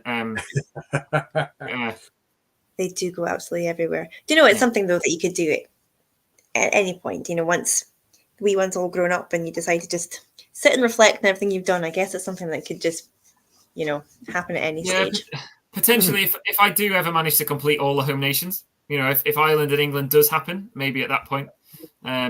Although someone the other day did kind of, on social media, they kind of just poked me a bit, going like, Japan. I've always wanted to go to Japan, so that's blue sky thinking, a kind of bucket list thing, but that'd be amazing. That would be awesome. Imagine cycling through Japan. Like, those cities are like, they look amazing, but they look busy. I think I've always loved anything like, Japanese movies, cultural stuff there. I've always loved that kind of stuff there, and like the mountains in Japan are amazing. But I don't know how I would wangle that one. That would burn that's all the brownie points gone forever, I think, that one. Yeah, that'd be using a lot of favors to get sent over to Japan for that one. But what you could do is set up where people pay to join you, and then it could be classed as work. It's a business trip. Yeah. Well, one thing I do a bit around Scotland is kind of, I do tours and I do hiking and biking and stuff, and there have been the odd tour that is whiskey themed. Somebody's wanting to go bike packing on the West Coast, so I would put it together and then guide it effectively on the West Coast. Or you could do like top and tail Spey, go to the most upstream and downstream distilleries on the Spey, or whatever it is. You can make stuff up. There's so many options. Well, there is. Yeah, definitely. I mean, the Highlands is such a big region as well. You could cycle right around that and only see half of it. I did it. I live in Midlothian, one of the smallest counties in Scotland. And I have a friend who lives in Inverness. And in the lockdowns, he was moaning about lockdown. And I was like, just shut up. You live in Highland. When the police say you have to stay in your county and you live in Highland, stop moaning. We do pay extra for postage. So, it also swings around a bit. Some massive bugbear of mine when I buy something like, it's an extra 15 quid because you live in the Highlands and we have to disembark at the border and come up in horse and cart. No, you don't. We're on the A96. We don't need to pay extra for going to the Highlands. Don't even get me started. You guys, I know you're kind of Pit Meadow way, aren't you? You're over that way, or in that. You're not that far from Aberdeen. Christ, it's only half an hour, and you're in the city. So we actually have. There's a customer of ours. When he buys a bottle from certain places, he gets it posted to us in Inverurie, because he stays in Turriff, which is a 20-minute drive away, and it's an extra 15 quid to go that extra 20 minutes up the road. No, so he gets it delivered to the shop instead. Yeah, it's nuts. Yeah, just I don't know how they get away with it, really. Just But for us to post down to London, it's exactly the same price as anywhere else. Yeah, a lot of places like DPD or whoever just have a flat rate for the weight, don't they, in the UK? So it's just, Yeah, and then depending on what weight it is when it arrives, because it's probably been kicked about and smashed and leaked and everything. Oh yeah, when the bottom of the box is soggy and it's starting to fall out with whiskey and all that. Yeah, that'd be Yodel, just throwing it over the fence. We had a great one, and Woody actually posted it on socials. He sent us 7 cases of whiskey, and what arrived was 6 cases of whiskey and a tire. So not just a tire, a full wheel with the jack and everything. It's just like, how did that happen? Some delivery man's having a party with that last crate. Now, but you look at it and they say, oh, the label fell off, or both labels fell off, so we stuck them both on. It's like, surely the label that says whiskey shop would be the box. Your most obvious one. It kind of tinkles a little bit when you lift it, not the wheel with the fucking jack attached. And it was only wrapped with a bit of brown tape so they could stick on a label. That was the only wrap. And I'm like, I bet you like Auto Parts or something like that has got a case of whiskey delivered to them instead. Yeah. all the mechanics at Quick Fit are having a great time. Yeah. I know, that is quite the cock up, really, isn't it? Gotta love the couriers. Yeah. Well, so have you still got the wheel? Do you have to get rid of it? Do you have to what are you doing? It still says in the back. I don't know what to do with it. We'll do a charity auction or something. I don't know.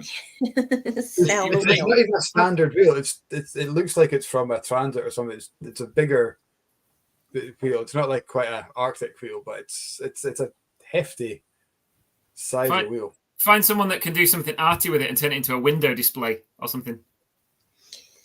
Like a big cask end kind of thing. Yeah. Yeah, or just kind of convert it into like a bar seat upstairs.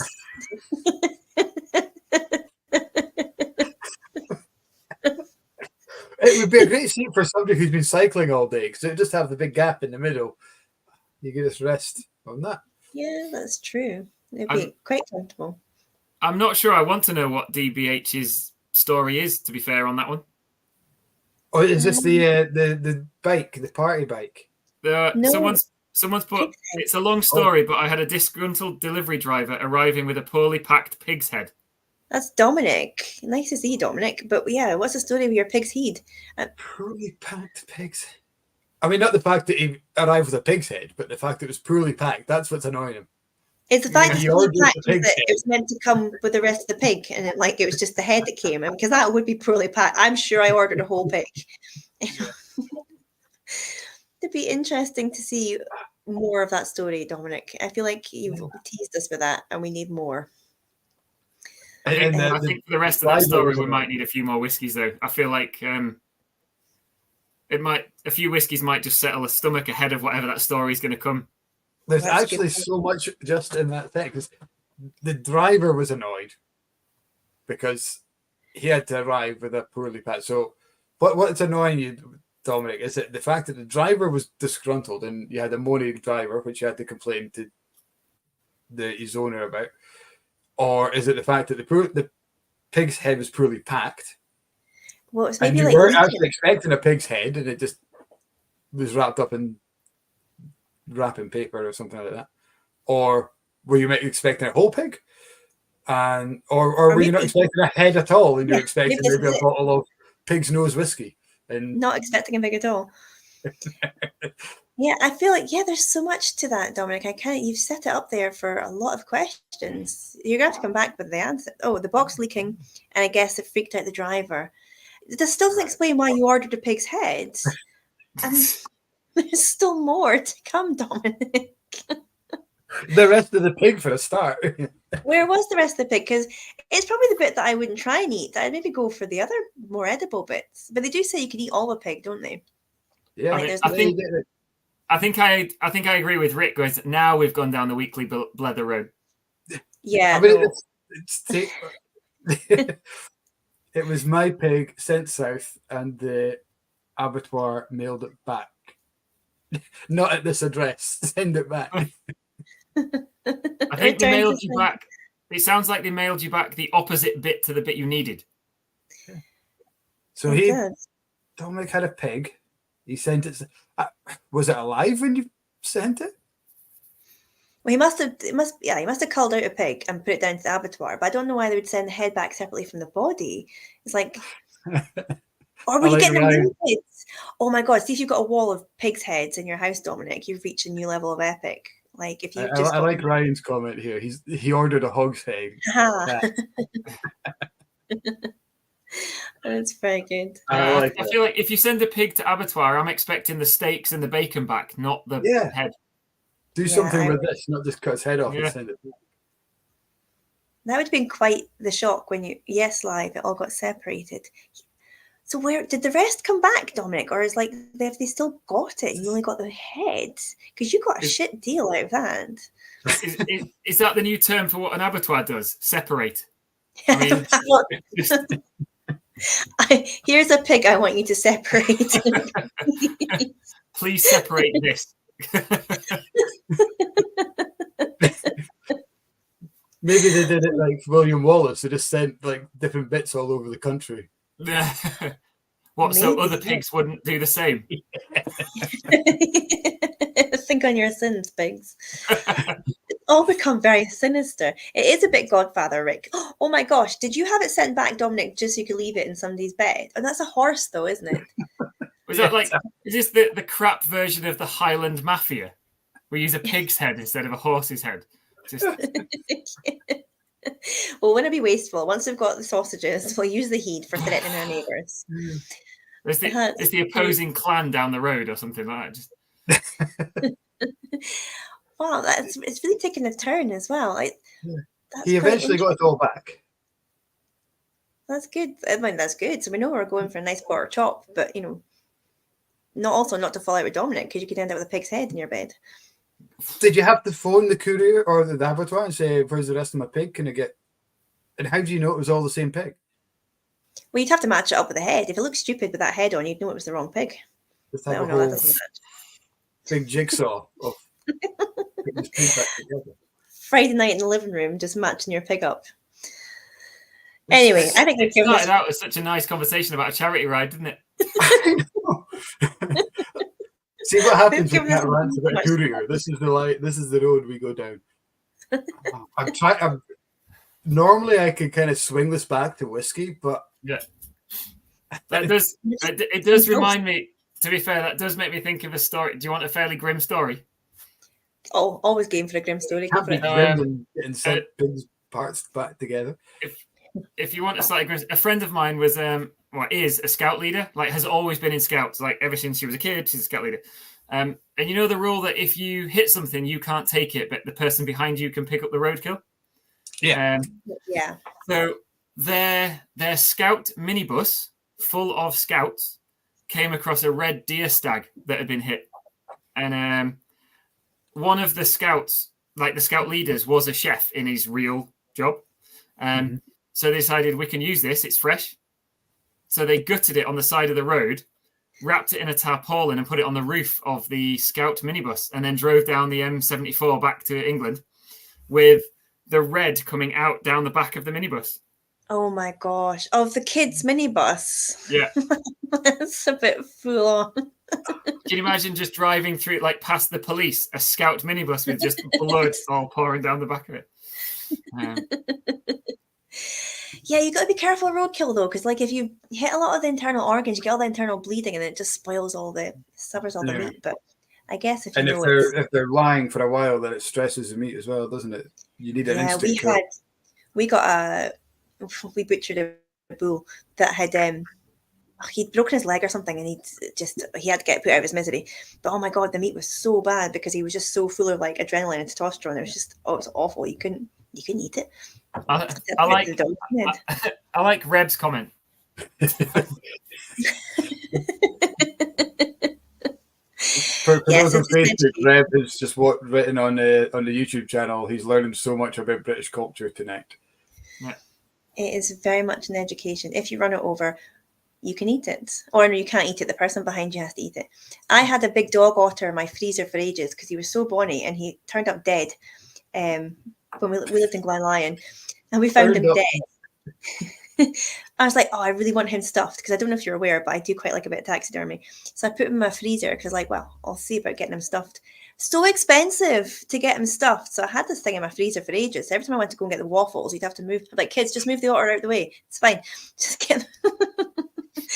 But yeah, I couldn't do anything with him in the end. So we had to give him sort of a upheliac. Did you not bury him? Yeah, we did. I thought we were going to get in trouble, for having a dead otter in your freezer. So we did bury him, because I think you're meant to report it if you kill it. We didn't kill it. We just found him dead. But did you defrost them first? no, he maybe defrosted while we were digging the hole, but like, I didn't feel the need to defrost. Like it's hard So death. You basically buried an otter ice pop, is what you're saying. Pretty much. Pretty much. He was a big old ice pop as well. He was a fair size. So beautiful. I never would have fitted him on my whiskey shelf, so it's probably for the best that he's very. I mean, I was thinking of coming back to Glengarry at some point, but I'm quite scared now. It's, as long as you don't drop down dead, you'll be perfectly safe. Perfectly I'll safe. end up in the freezer. Yeah. What's the rules on cyclists? If you knock over a cyclist, can you take them home, or do you have to wait till the guy behind you? I don't know. Sadly, there's one or too many people who I think would target us rather than anything else. True. Yeah. I love all the because obviously I ride loads, and I teach outdoor education about cycling and things as well, and there's so much misconceptions and crap. Like when they shout. When I did the Scottish ride, I actually had one guy shout out the roads like, "You should pay road tax." I'm like, "You're in an electric car. You don't pay road tax." Just the irony just goes completely over their heads. Driving around in a Tesla, telling cyclists to pay road tax and stuff. Yeah. Do you think it is the media and like sort of TV shows and like sort of Top Gear and stuff are all quite anti-cyclists and things, aren't they? I think it's filtered down a little bit. I think general culture from the government down through particularly the right-wing media, it's all just divide and conquer. Doesn't matter which side you're on, it's just divide and conquer. And it's one thing that I actually really liked. Kind of the whiskey industry as a whole seems to really try and stay together. And it doesn't matter whether you're competitors or not. You're all in the same industry, and it's something I've really liked, and kind of it's something that's really made me want to get into the industry more. Definitely. It's a thing that comes up every week, isn't it, Mike, that we just hear the same thing. It's just a lovely community to be part of the whiskey industry. Because like after the Scottish ride, because I got to know people, you get access different to a normal punter just booking on a tour and doing a tour. There was a few distilleries that I emailed back and actually went back to the distillery for like 3, 4, 5 days and did like a mini internship in the distillery, shadowing the production staff, and spent time really with them, pressing the buttons, cleaning things out, doing all the things they do. And then so it really allowed that kind of the geeky science bit in my head to spend time there. And then in November last year, I went and did the diploma with the Edinburgh Whisky Academy. Nice. And then from all of that is this kind of job that spun off with an independent bottler, helping with cask selection, tasting notes, and so on. Awesome. Is that down with you, down in Midlothian? No, I'm not. I've had to sign things that say I can't say who it is at the moment. So, so there's loads of indie bottlers in there. Christ, they're all over the place. But it's helping one with cask selections and so on. Can you tell us the 59 in Scotland that isn't?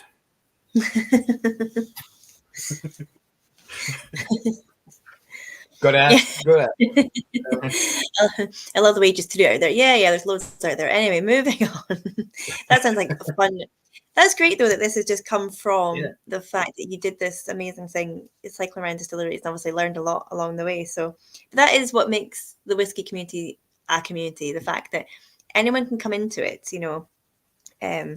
it's just from any background, to be honest. Like when you see our production team, they can be anything from ex-oil industry to, fourth generation of distillers to ex-Tesco managers. Like it's a very welcoming community as well. And there's a lot of talk about, diversity and women and stuff. There's lots of women in the community. It's just more that it's people that out with the community that don't really see that or appreciate it as much. So, I think I know whiskey as a traditional industry is seen as a bit of an old boys club. And I think there was certainly that aspect in the drinking community of whiskey. Yeah. It is changing fairly rapidly at the moment.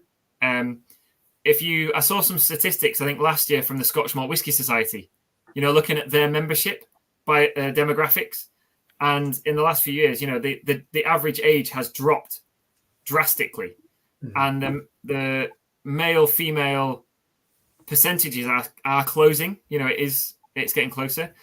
And on production, like when I went around all the distilleries, I was blown away by the number of women, and particularly young women, like really young women who are probably early 20s, and they've got pretty high level jobs within blending and production and so on. It's amazing that the industry has changed very quickly in the last few years. All the better. We had the Malt Distillers Association today at the distillery. So it's like their annual get together, and it was an even split, I'd say, in each group that came around between men and women. And these were all master blenders, master distillers, distillery managers. So it's fantastic to see as well. Yeah. I think it's certainly a very small portion, as you say, have that kind of old school hat on. Unfortunately for the industry, it's the ones who are at the bar front or at the bar and are the loudest. And if that's your first impression of buying a whiskey and you get that reaction from the other guys or people in the pub, that sets a you buy a whiskey because you want to try it and you get this kickback. Then that's your first impression, and it's very hard to get you back from that. You're like, okay, well, maybe I'm not meant to drink whiskey. I'll drink gin instead, or wine. And it's been amazing, like hearing some of for instance, the female brand ambassadors. When they tell stories about going to shows. And some of the guys are like, oh, do you know about this stuff? Do you drink it? And all that stuff. Well, I was like, they're a brand ambassador, obviously, So, yeah, it's changing for the better. I think certainly in production and in the industry, there's still a little bit in some of the drinking areas that still need to change. But some of the master blenders are phenomenal. The new master blenders coming through are absolutely amazing. Was it Grant recently? They changed over, didn't they, at Glenfiddich? I can't remember the lady's name. She's coming Balvenie instead of David Stewart. Kelsey. Yeah. Kirsten, no. Is it Kirsty? Kirsten? Something like that. I've got Kirsten in my head, but maybe it's not. No, Kirsten. I don't know. Yeah. Amazing. Really, really high level blending positions for, pretty young women. And sorry, I didn't mean pretty that way, fairly young. I know. It's like all your chauvinistic spikes. I realized you meant that, but I was like, oh no, that's like the worst. But you know what I mean? Like the incredible positions for to be fair, even if it was a guy, it's a fairly young role. But when I've done tastings with women and guys, the amount of women that come out with the flavors so much quicker than a lot of the guys do. Yeah. And there's been a lot of research around that women have better sense of smell and so on. So yeah, it's great. I think the whole industry is moving in the right direction. Yeah, definitely so. As Dominic says, the more people involved in whiskey, the better for everyone. And I think that's a good way of summing it up for sure. And we managed to keep up with all the questions. A lot of the chat is just everybody chatting to each other, which is quite nice because everyone knows each other in the chat. So there's a lot of back and forth between everybody that makes us know to each other. I'd qualify one person. There's one definite exception to this whole thing about women and a better sense of smell, and it's my wife. She has no sense of smell. Full stop. So. Oh no. And it's not COVID related because there's been loads of stuff with COVID and so on. She's just never had a sense of smell. Okay. So therefore she doesn't really like whiskey because all she gets is the alcohol, which means more for me to drink. So great. Well, there you go. It's a win-win for you. Yeah. Let's Donner Pass Whiskies on YouTube is saying it's great to hear many of the folks getting into the industry are passionate about the liquid, and it's not just a job. It's my understanding females have a more sensitive smell or taste ability. I think it goes back, not hereditary, but evolution, isn't it? It's you go. Dominic, is this a statement about like your dog has returned his nose? Or? Have you? Oh, come on! This is the oldest joke in the book. We're meant to say, and how does it smell? Terrible. Yeah. Oh, I see. It's a joke. I thought it was a more like another abattoir related, like body parts in the post. I'm getting a bit like concerned about Dominic. I was thinking, I hope the dog wasn't separated. Yeah. Sent my dog away and it came back separate. Just got his nose back. Oh, Sorry, I didn't mean to talk over you there, but I was just a bit like... No, it's all right. It's all right. There's a quick cheerio to Rick, who's got to run. Rick, let us know if you're going to be on the Aquavite Barflies chat, because it is Shilton who's joining nice. Roy then, so that'll be a good one later on. Yeah, so the female ability to smell goes back to when we were pretty much cave people. I was going to say cavemen there, but cave people. It was the females, because they gave birth, they reared the young, and they would do the hunt, the gathering and foraging, and would be kind of smelling fruits and herbs and berries, making sure they weren't poisonous, and tasting them to make sure they were ripe and good to eat. So they were exposed at very, very early age of evolution, I suppose, and that's just kind of carried on that trend. Whereas we were out throwing spears at mammoths, they were foraging. And I guess from that we've and typically let's make sure it's a very typical broad brush. It's been the females who stayed at home, did the cooking, while the men went out to work, until very recently. It's all changed now, obviously. So the young girls would be in the kitchen with mom, being exposed to these smells and aromas, and in the garden and the flowers and all that, whereas the boys were probably more encouraged to go outside and play football and eat worms. So it's hereditary. It's changing, and God knows what the next millennia where that's going to take us, when we get beaten down into under the rocks and the women rule the world. It's only a matter of time, Mike. It's only a matter of time. It's already here. Certainly in this house, anyway. Right, that's why we have to turn to whiskey. Yeah, but we'll go with that. I am going to go and find a charger, because my battery is dying. Give me a minute. I will go and do that. I'm just going to check on, see if there's any other chat that we haven't picked up on. We've had Dominic's terrible joke. We've got Donna, his wife is not a whiskey nerd, but is interested. And when I hand her something, she pulls out all kinds of complex stuff. That's a regular occurrence on our Blethers, is the people at home will say, I like the flavour, but I can't pick it up, but I'll hand it to the wife and she'll start picking notes. I do that quite often as well. If I'm doing tasting notes for a whiskey, or for a blog, or a review, or for the website, I'll quite happily hand it over to Tony, who does like whiskey, and she'll come up with like 3 or 4 words, and just puts me on a completely different course. Like, sometimes I go searching for notes, and if I'm doing a review, I say, I need to get this done. And it's kind of what you said earlier on. If you're tasting, if whatever you've eaten will influence what you're smelling and tasting, if you like it or not. I think it's like an author or an artist or something. You have to be in that frame of mind to express. And if you're not there, you go chasing, you think, right, I need to get something from here, and you go chasing it, and it's not working, and you kind of hit a standstill.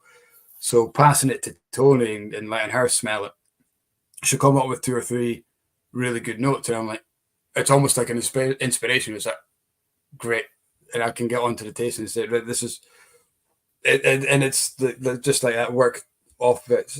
We work off each other really well, which is really good. And it's her nose.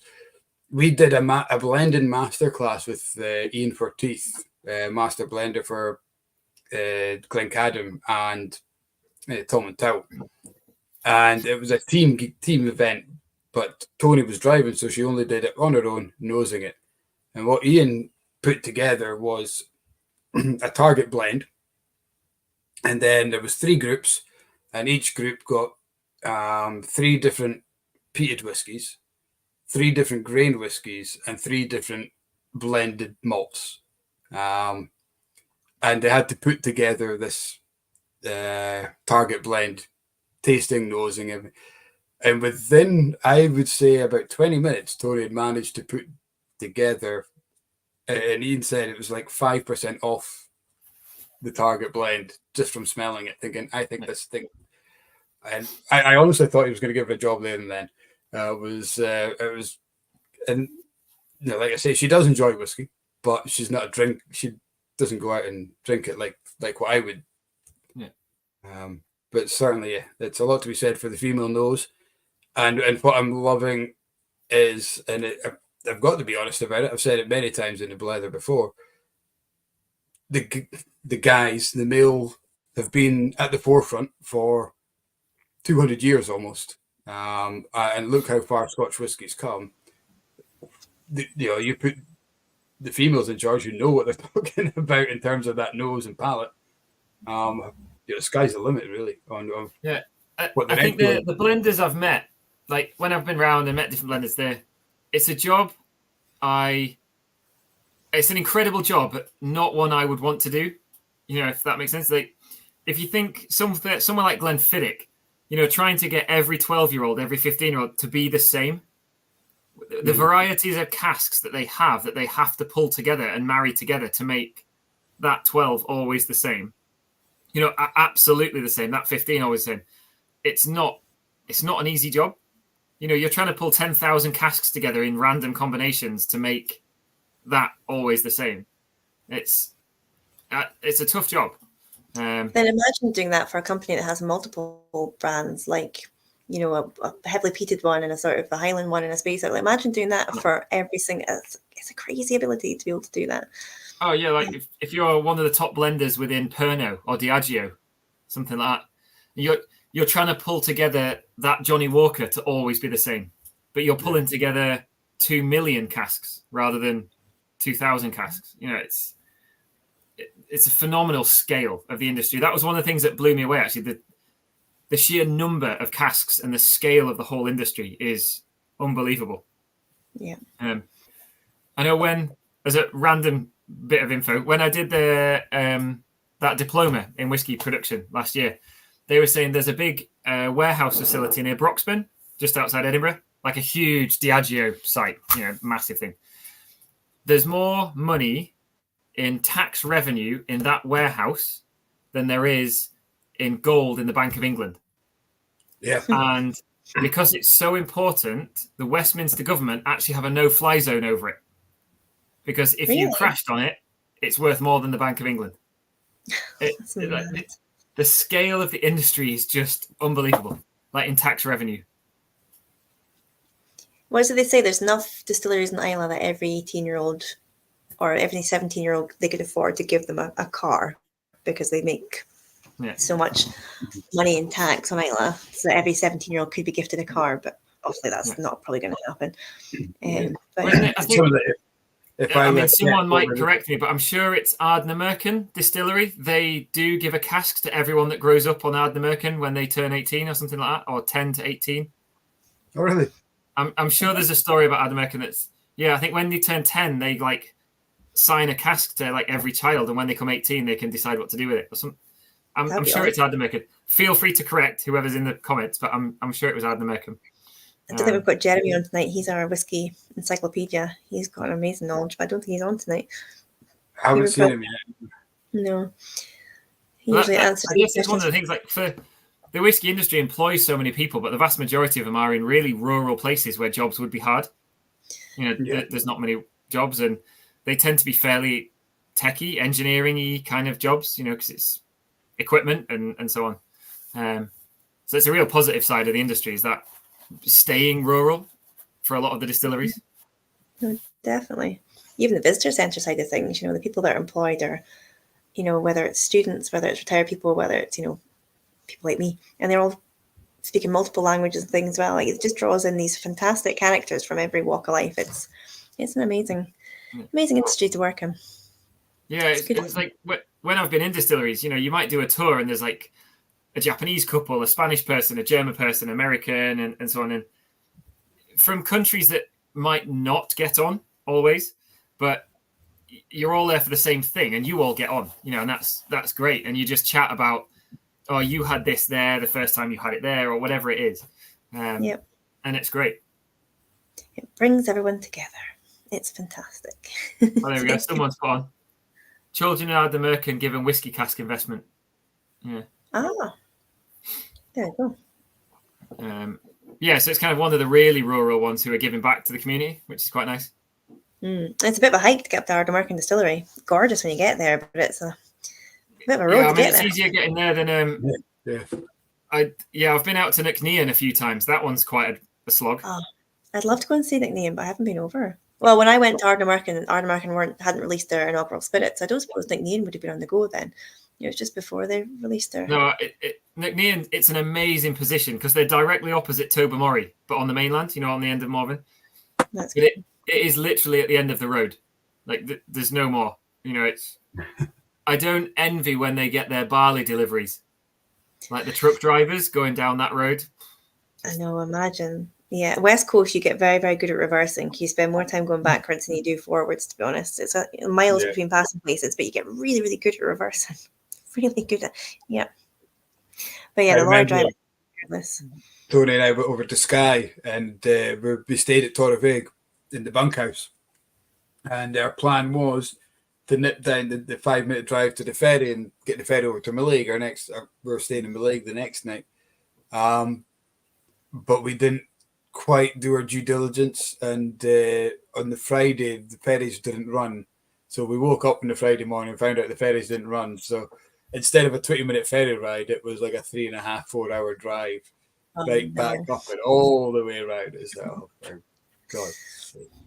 I must admit, I know Calmac get a lot of stick, but when I did that ride, I took 22 different Calmac journeys, and only one of them had any disruption at all. And it was by an hour. That was it. Oh, I thought you were going to say only one of them was on time. No, only one of them was different. And actually, it was an hour early, not late. It had to go early. Sometimes it's just the weather that, oh, hello, Killian. Are you awake? I thought you went to bed early. He did. He went to bed very early because he wasn't feeling very well. So he's just woken up. He didn't get any supper. There's a question that Knocknean isn't all women. It's just that the founder was a woman. Yeah. Yes. Yeah. Annabelle. I mean, they do have. I can't remember his surname. They do have quite a few women in the production team, but it's probably 50-50 in the team. Thank you. Yeah. That's going to annoy me. Her name will come back to me eventually, but I don't know if we've got a distillery that's all an all-woman distillery, to be honest. But the Lusa Gin Distillery in Jura is all women. Is that what it is? I remember seeing something that was potentially there was an all-woman. Because I think it was when I was... They're the ones that got like the bit of brown, like, hessian around. It's almost like Harris. Yes. That's right, yeah. Because I remember them coming. I guess back in the day, there would have been Cardew, like 200 years ago. But I don't know of any... Yeah, it's definitely mixed. There's quite a few female... master blenders, master distillers, and so on, but it's not I don't know any that's got an entire women's team. All women distillers would have been women at some point because distilling was done by sort of local kind of wise women and sort of witches. Yeah, they were called witches afterwards when men decided that we were just getting way too above our station. Like, do you know what? All that stuff you were doing that's really helpful is actually witchcraft, so we're going to burn you, saws. But But yeah, thankfully we don't burn people who make whiskey now. There'd be a lot less distilleries if we carried on with that. Yeah, it's interesting what you were saying about Mike, with the women being able to smell more, and all that kind of stuff. Like when I run tastings, I used to put the tasting notes, I'd copy the official tasting notes onto the piece of paper, and I just don't do that anymore because I don't want to put words in their mouth or in anybody's mouth, all I tend to do is put what cask it's been in. And if it's, I run a lot of tastings for kind of newbies to Scotch, like tourists and stuff who've come over that I'm working with, and I'll run a tasting. And most of them, they know bourbon because there's a lot of American guests, but they don't know Scotch. And I really hate the, what's the best way to put it? The presumptuous wine style tastings. You can taste the volcanic landscape of this, that, and the other, and it's all BS. So So I just tend to go, this is what it is. You tell me what you get. Yeah. And it's the same when I'm writing tasting notes. If I put something like it tastes like raspberries, people will go chasing that. And then they will be disappointed if they don't get it. If they're wrong. Yeah. Yeah. Wrong. Yeah. Yeah. Whereas most people would get some kind of red berry, strawberry, blackberry, raspberry, something. And you can put red berries, and that leaves the interpretation open to whoever's tasting it, because they will probably get red berries. But if you're too specific, I just find people either love it or hate it then, because it's what they get or what they don't get what they're expecting. So when it comes to buying a bottle, they might just put it back and say, "Oh, I don't like raspberries, so I'm not going to like that whiskey." Yeah. True. It's we have this conversation quite often, and Dominic, if you're still watching our tastings, it's so hard to get a crowd of relative strangers to start speaking about what they're tasting because they don't want to be wrong. Yeah. As soon as you get that first person to start talking, it's so much easier because then they get the interaction. People are like, okay, well, I was thinking that, but or and a couple of guys, I think Donner Pass has mentioned it. The ability of picking out layers but putting that into words is the biggest challenge. Yeah. And like vanilla is kind of the obvious one. Whenever and I say to people, if you're doing a tasting and somebody says bourbon cask, be the first one to put your hand up and say, I'm getting vanilla, because you get a tick in the box and then the host won't pick on you anymore because you know that. But vanilla comes across as honey, it comes across as caramel, it comes across as lemon cheesecake. It's everyone's perception of. You have to go really broad brush to start with, and then you can let the room kind of go into the nitty gritties of it. Yeah, I agree. I was on one recently, and I think someone said kind of grassy notes, but actually when they said I get something like grassy, and then someone was like, yeah, but it's more like fermented hay, so it kind of narrows it down a bit more, and we all get it differently. We can try the same whiskey one day to the next and get different tasting notes and so on. Yeah. That's why, I love some of the bottlings I've had out of the Scotch Malt Whisky Society, but their tasting notes are bonkers. Just and I think they play on that, though, don't they? They play on that. Yeah. I think that there's obviously a tasting panel, and I think they just write down literally everything that everybody says. Just the tasting notes are this long, We had Robin Lang on the Blether, and this is going back a couple of years ago, and I'm sure it was him that told us that they have altered it. It used to be a room of 12, and it got to the stage that they would take bits of everyone's tasting note. Now they only put on, if there's a certain percent, I can't remember exactly how many people it is, but if, say, 8 people come up with a tasting note of that 12, then it goes on the bottle. And if 10 people, then it gets thought of as the title for it. Yeah. But so they've started to limit it because I guess you can't have 12 people's tasting notes on a bottle. So there's a kind of threshold or a watershed that 8 people have all thought this, so that's going on a tasting note. Yeah, it's interesting. Like the tasting group that I've done stuff with, some people are amazing at the nose. They just bang that it's that. I'm quite good at that kind of, I said before, the visualization, the landscape and so on. And I quite like writing about that, but it takes me a long time to get some of the exact tasting notes. But again, I try to be quite vague in my tasting notes so that people can experience the whiskey how they want it.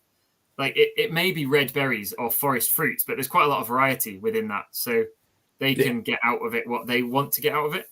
And they'll probably enjoy it more that way than going chasing a specific thing. Yeah, I think taste notes can be very productive to help you guide towards a flavour that maybe you think you would like over other things. But they can also be counterproductive in that you can hone in. Whenever I see taste notes that say chocolate, it puts me right off. Because I'm not a big fan of chocolate. And I once tried a whiskey, I'm going to not name the distillery, but it was the end whiskey, it was a single cask, it was kind of bigged up. And notes of chocolate, and it was not a nice whiskey. I did not enjoy it. I gave it to the person next to me, and ever since then, it's that psychological thing of, it's going to taste like that whiskey I didn't like. So yeah, I mean, they are helpful to a certain extent, but yeah, it's like you say, as soon as you say something, people hold on to that, like, oh yes, I can taste that, which is great if they can. But other times, like, oh no, I can't taste that. There must be something wrong with me. I'm not going to say anything. I'm not very good at this. But if you keep it quite broad and generic, as you're saying, definitely a very fruity whiskey, hints of oak, and like a little bit of spice. People are like, yeah, okay, I can work with that.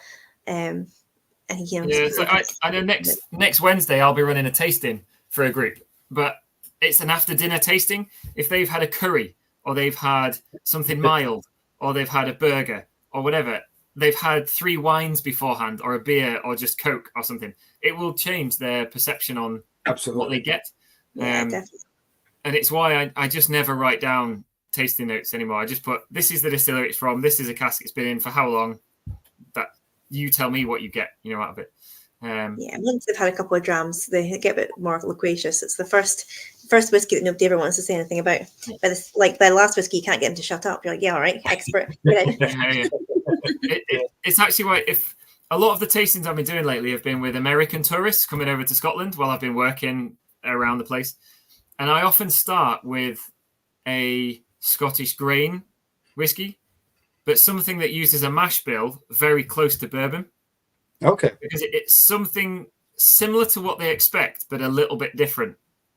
So, because they're used to corn whiskies and wheat whiskies and so on. But there are slight differences maybe in the casks that have been used or whatever. So it kind of gets them going to begin with and gets... There's certain descriptors that they would recognize, like some of the vanillin base or the rye or whatever it is. And then you kind of go, yeah, but this is Scottish. This is Scotch as well. And then you can go off on tangents onto whatever sauternes you want or whatever peated whiskey you want afterwards and so on. Yeah. And that's it as well. Reb's put a nice comment on as well. He says that so Reb is a whiskey expert as well. He does tastings, he hosts tastings in Israel, and he's commented saying the most important thing for him is educating people that ex-sherry casks gives you red currants, red fruits plus dry fruits. Ex-bourbon barrels give you white and yellow fruits. I think the also important thing is to remember that there's finishes in there. Everything can be an anomaly. There's age, there's color, there's fermentation. A lot of people think the cask is what gives the flavor, but there's so much more. They're kind of like my personal geek when it comes to casks is particularly things like, all right, so how toasted is it? The more toasted it's going to be, the more catalytic reaction you'll get to bring out sulfur, to get rid of sulfur. And you will pull that out by having a heavier charred cask.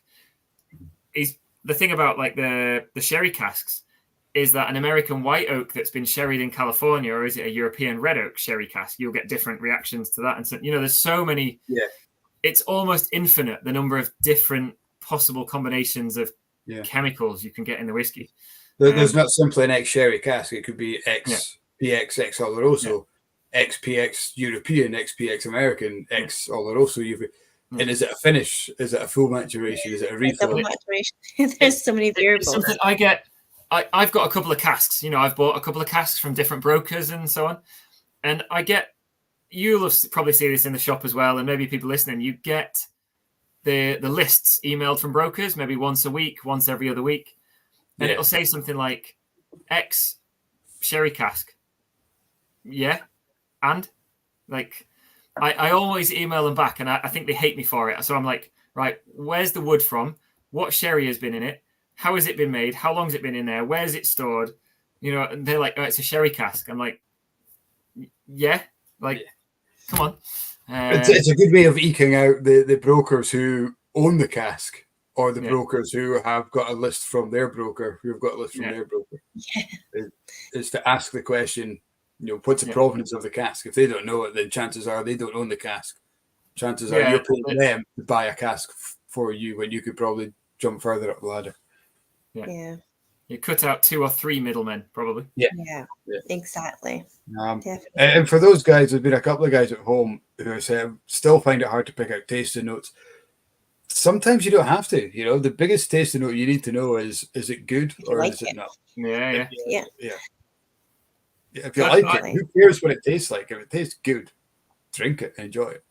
it's what, like, having been around all the distilleries, and I do see it as a really fortunate position to be in, that I've been to pretty much every distillery in Scotland. I've certainly been to everyone in Wales. There's not many people who have been able to do that. And I've tried a lot of different whiskies. There is no good whiskey or bad whiskey, really. You know, it is so subjective. Like, there's some days I love one and the next day I hate the same thing. You know, it's the key is just being able to try stuff. You know, that's the main thing. I was going to do a joke about marriage there, but you're on it tonight, Mike. What's wrong with you? Do you not value your like safety or like? I'm pretty confident if I that Tony never watches the whole Blether, especially when it's lasted 2 hours. You know, me and her are pals, right? Though, like, you're not safe. Yeah. She would say the same. Go on. She would say the same back. Well, you and her are pals, or me and you are pals, or what? Or no, like no, about the love-hate relationship.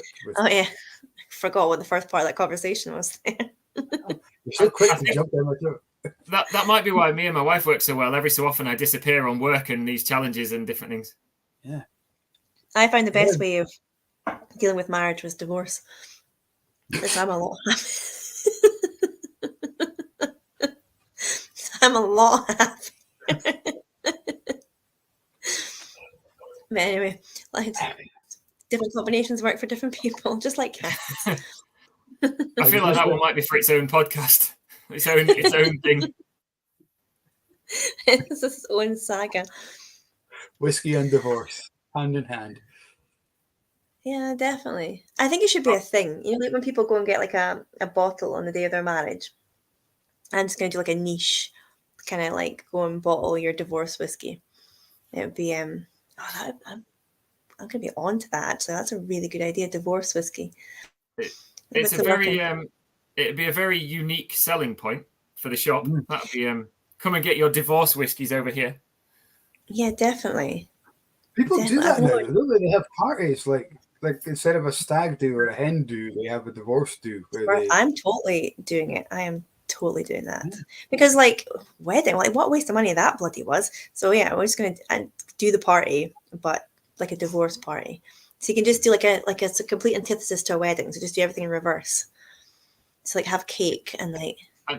I'm kind of scared again now after the conversation earlier. I don't know how it would happen, but I do not want to look in your freezer. It's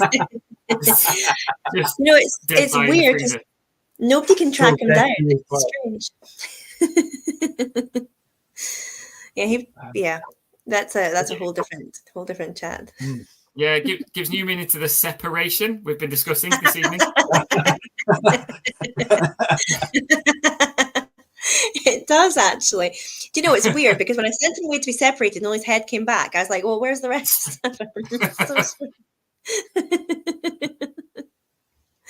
Anyway, this is just taking an even more sinister turn than Dominic's big head. Let's pick up a happy note here. Here's Reb, who said his parents have been married for 65 years and him and his wife has been only 35 years.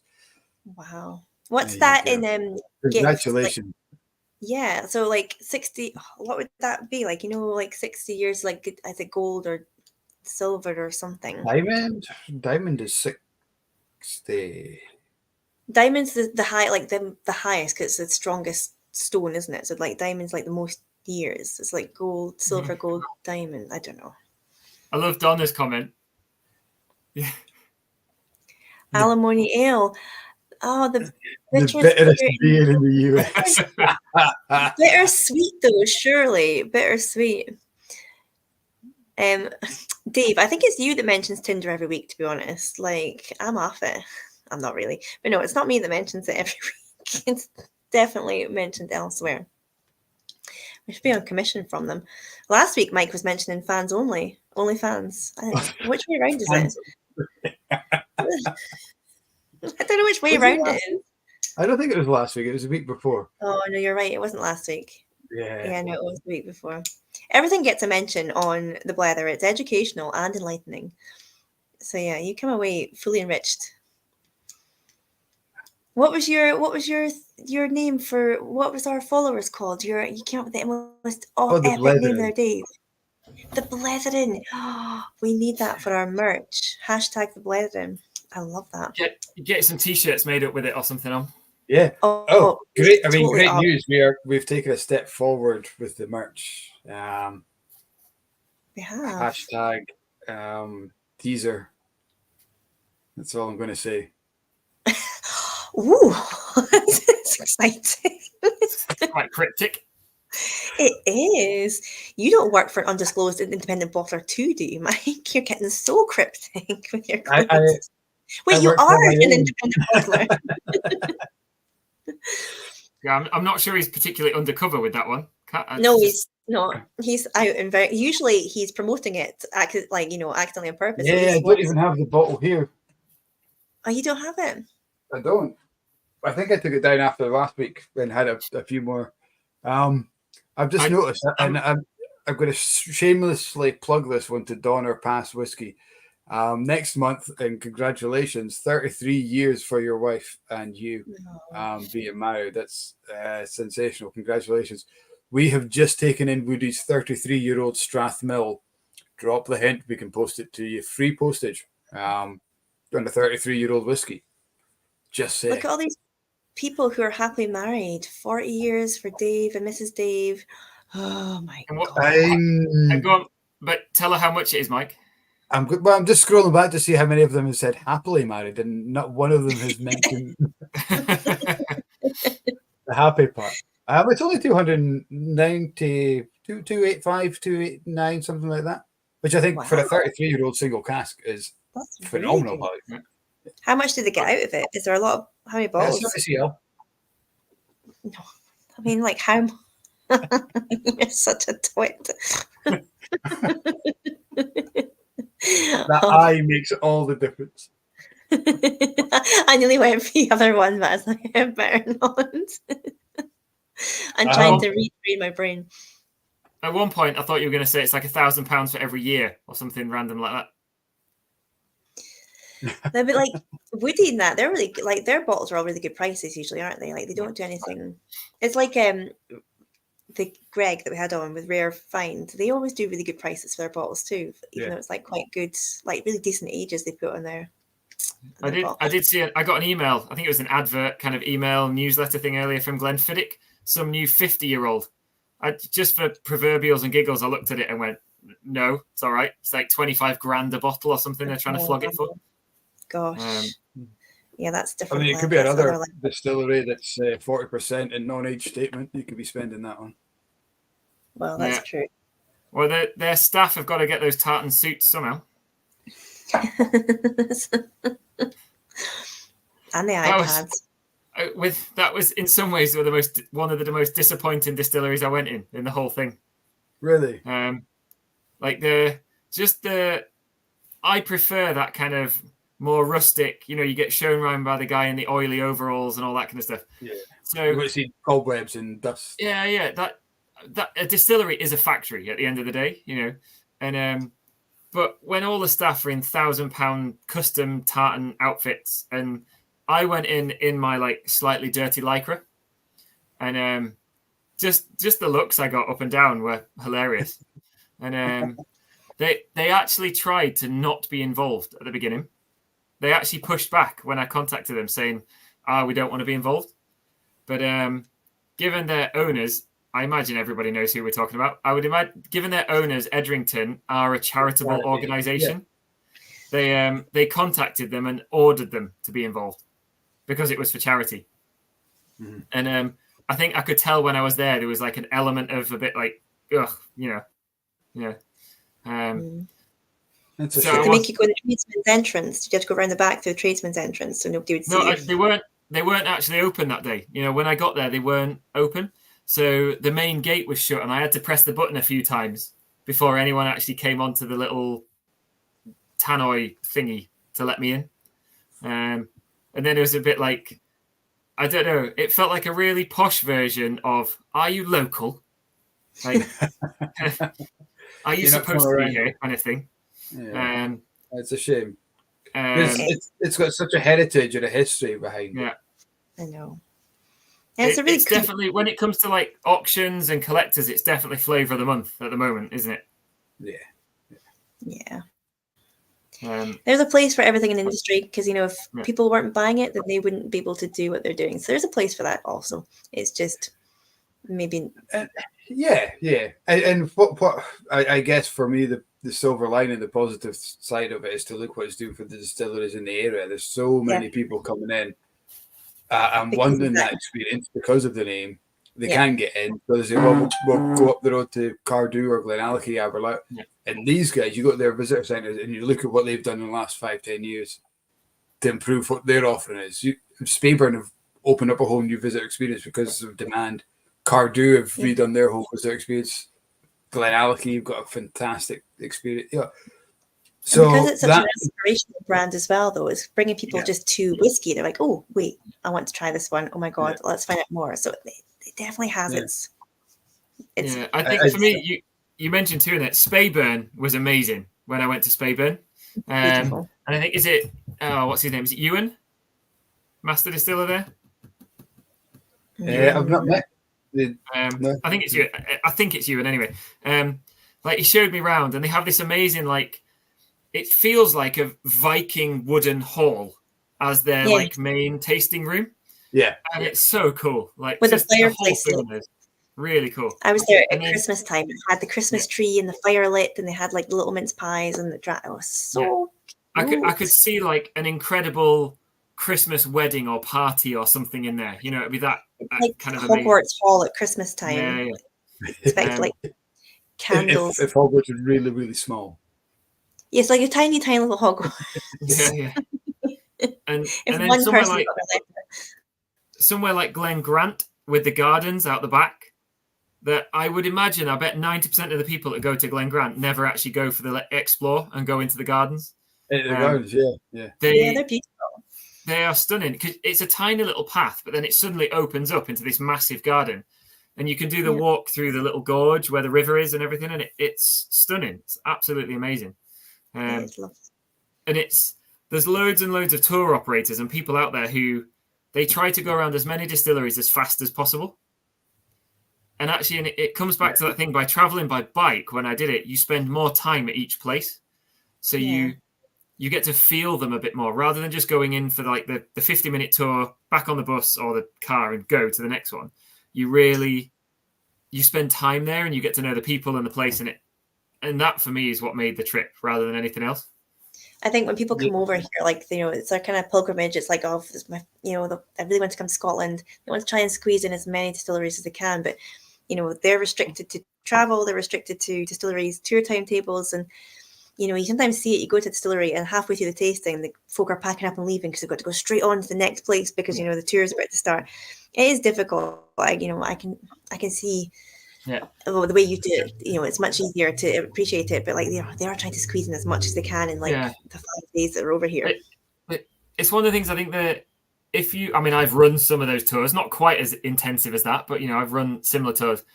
I think once you've done 2 or 3, the fundamentals of them all are the same. You know, the basic physics and chemistry of what they're trying to achieve is the same. They might go about it slightly differently, but I would rather take my clients to 2 or 3 amazing tours, like the deeper dive tours, than do 6 or 7 of the base tours in a day. I think you would get more out of it and you'd learn more and you'd get deeper into each one. Pick 3 amazing ones rather than 6 and just fly around them all, you know. Like a brand new warehouse tour tour, for example. I'm sorry, Carol, I'm just promoting something there, Mike, but yeah, carry on. Absolutely. Yeah, I mean, we're fine because we run tours through the shops and things, and quite recently we've had a lot of requests for groups of 12, 16, 20. And it's like what we found is distilleries are pulling back from that, and guys, you would no problem be able to phone up and say, can you do 20? Your Glenfiddich, your Glen Grants, your Glen Park. Said no, but a kind of a fallback from the lockdown was, we're finding that reducing the numbers is giving us a better tour. We're getting better experience, we're getting better feedback. It's more one-to-one. So we're doing 8, 10 at an absolute push, and they get a better experience. And for us having an 8-seater minibus, that's perfect because we can take people out and we know that we're going to get a quality tour. It's when we get these external and people are demanding, like, well, we'll give you more money to do it. It's like, it's not the money that, I can't phone up Billy Walker and say, oh, these guys are going to pay 50 quid a head instead of 20 if you let 20 of them in. You'd be like, I don't need that. We'll do 2 tours.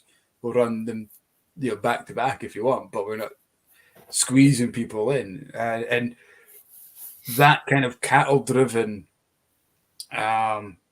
industry is gone, I think. And I think it's a great thing for the industry, as you said. It's better running smaller. Donners is put on quality over quantity. It works. And it'll take time for Joe Public, who have been used to that. They've been used to turning up at the distillery and getting a tour within 15 minutes because it was running so often. Yeah. And £10 a ticket, sometimes free. Back in the Glenfiddich days when they started, it was free to turn up and just go on a tour. No problem. It's like, no, you have to book. We're fully booked today. What do you mean you're fully booked today? Yeah. Come back. We've got a tour. Our next available tour is Monday, but it's Thursday. Yeah, book in advance, guys. And it'll happen. It'll take time. It'll filter through that people realise, it's like booking a cinema ticket. You can't just turn up and say, oh, well, I'll just go to this movie. Well, you can't. You need to buy a ticket first. I think some of the... as the demographic is changing as well, like when you look at the data from like Scotch Malt Whisky Society and places like that, as the drinking demographic is getting younger, I've seen quite a few people say the next generation of drinkers coming through are more savvy about the source of stuff and how it's made, and like they are wanting to be more educated about what they are drinking, and they are going for that quality over quantity. And I've been on some tasting panels and things where with members of the public, and Jesus, the questions that are coming out, like kind of the questions that I would ask brokers, cask, spirit production, style of still, fermentation, what yeast have you used, all this kind of stuff. That's being asked by punters in, general public in places. That would probably never have happened in the past. Your granddad always drank the Glenfiddich 12. That was it. Nothing else. Didn't ask questions. That was it. Now, the rise of single cask, it's moving more to single malt. I know blend is still the biggest thing globally, but, there is a bigger push in the more educated markets into the single casks and to understanding the spirit more. Yeah, the geeky side, this craft movement. And I dare say we've probably got beer to thank in some way, certainly in Scotland and the UK, that which led to the gin movement, which led to the fact that people were going to markets and to festivals. They weren't just meeting an ambassador; they were meeting the people who were bottling, they were labeling, they were hand filling, creating the recipe and all that. And that just filtered. It was like, so craft kind of became this. I want to meet the maker of this product, so I'll go to their stand in a craft fair. And I think that has filtered through, especially with the newer distilleries, the Iron Americans, the Daft Mills, these guys, where it's boots on the ground to start with as they build up their repertoire. It's kind of an upward filter, as it's filtered up to independents and conglomerates and stuff. So the fact that the demand is there for knowledge, and but the information is there. If you don't know it as a brand ambassador, somebody will pick up the phone and say, well, I'll find out myself. Yeah. It's not just brand ambassadors, though. You expect the Visitor Centre team to know that. I think a lot of people think the expert must be the person that's at the still house. The expert must be the person at the washbacks. But the expert's really the tour guide who knows distillation inside out and can give it to you in about 3 different languages. So, I mean, if you want that quality, then get yourself a good tour and a good tour guide. Because, Visitor Centre staff have got to have a vast amount of knowledge for this new generation of it is a soapbox of mine. I know, Mike, but people just think so sorry. I overlooked. I didn't mean. Was it a deliberate ploy to overlook the wonderful like, Visitor Centre staff? Do you know? I get so many emails. But everybody's like, I want I don't want just I don't want a box standard tour. I want to I want to meet I want to meet the distillery manager. It's like, the distillery manager does not want to meet you. He's got 150 emails to do. He's not making the whiskey all day. He's pretty much just working with the brand team all You want to meet a whiskey expert, go and find somebody that's worked in the VC for 8-10 years. There's your expert. Yeah. And listen to them And for I a guess while. that goes right back to what we spoke about very, very early on in this chat, was your first impressions of buying a whiskey, going to the distillery, whatever it is. The VC staff are probably 99% of people is first and sometimes only experience with somebody in whiskey. Yeah. So And they need like to everybody comes in and they'd say to you, like, oh, actually, I really like this whiskey. How is your whiskey the same? Okay, your whiskey might not be the same, but your VC staff have still got to know enough about the whiskey they've just referenced to compare it to your whiskey to give them an honest feedback. Like, the knowledge that they've got to have is ridiculous, from 200 years worth of history to chemistry, distillation, to every brand product in Scotland, and then do that in another 2 different languages and still tell you how to park, where the bus should go, and where the toilets are. And how many fire extinguishers are in the how many fire extinguishers there are, or every other crazy question you get asked as a visitor centre staff member. So we are an undervalued resource in the whiskey industry. It's a massive bugbear. No, there's your own funny book of things heard in the VC. There's a little so book of memes. Me and Tony, Mike's wife, we went to Islay together for work. So me and Tony used to work together at Glengeary, and it was an ambition of ours to do a behind the scenes book, but we soon realized that the stories we were hearing were stories that we probably couldn't print while these people were still alive. So it might be a book that we have to write in our dotage. And while you still have a job with said distillery. I mean, I obviously wouldn't write about the distillery that I work for. It would all be anonymous, of course. But Anyway, that's my little soapbox moment. You've got a very, very good point. And it is, people think the brand ambassadors are guys who know everything, but they probably do. They're very good show people that go over. A lot of brand ambassadors start out as tour guides as a thing, because they've already got that knowledge. They've already built it up over years and years of talking. And you see guides going from one distillery to another one. They've got this massive in-depth knowledge of production for 3 different distilleries, and they'll sometimes do them back to back if a company does a full experience between their sites.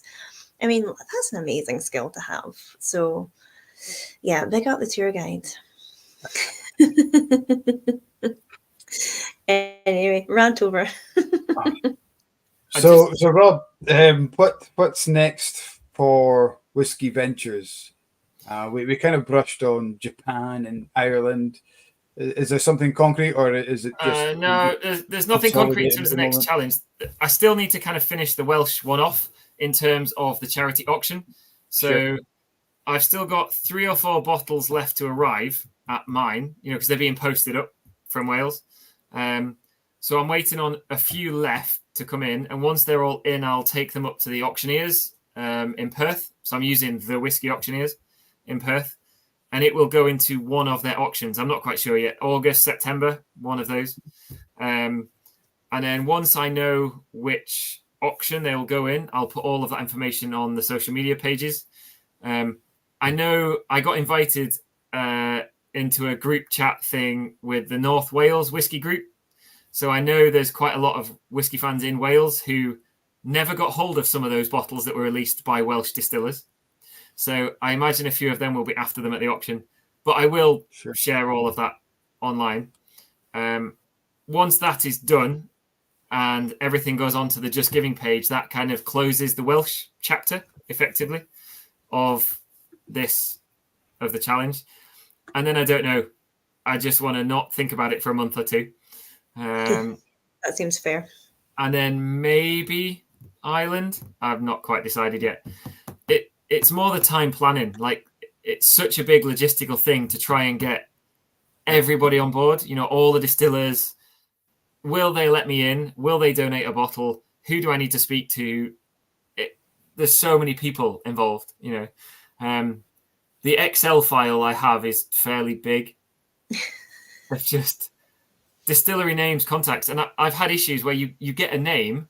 And then a week later, they've actually moved or left the company or done something else. So you've got to start again and find the person and so on. So it can be quite a slog doing the organisation of it. Yeah, Well, yeah. we'll look out for it. Of course, We'll when look you've out got your day-to-day job as well. Yeah. Yeah. Which, like, when I'm working, like, during the summer is when I do most of my work I actually work with an American tour operator in the summer around Scotland. And, you know, they're 90 to 100-hour weeks. They're pretty full on. Because it's a week-long tour that I'm leading. Yeah. And you can't really do anything else during that week. You know, you can field the odd email, but you can't do anything because it's 7 a.m. till 10 p.m. every day. So it until the summer's done, like maybe in the autumn, I'll start thinking about something else. Sure. It might be more racing or it might be charity ride. I don't know yet. So like last year, what year are we in? So the first ride was 2022. In 2023, I decided I wasn't going to do any big ride. It was just kind of day rides, races, local stuff, because I wouldn't be away. This year I was away, so I don't know next year yet. I'll have to decide later on. Well, we will look out for it.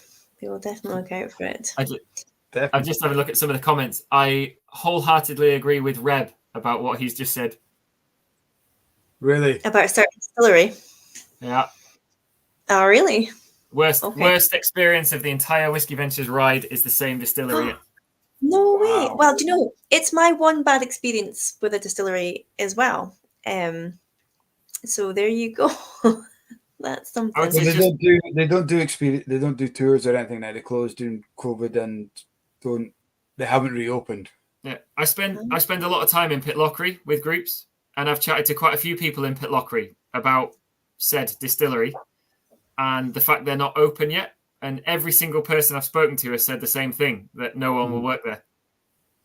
Okay. Right. So I don't know if they've managed to get the backup locally or what, but yeah, I've heard that kind of thing said quite a lot.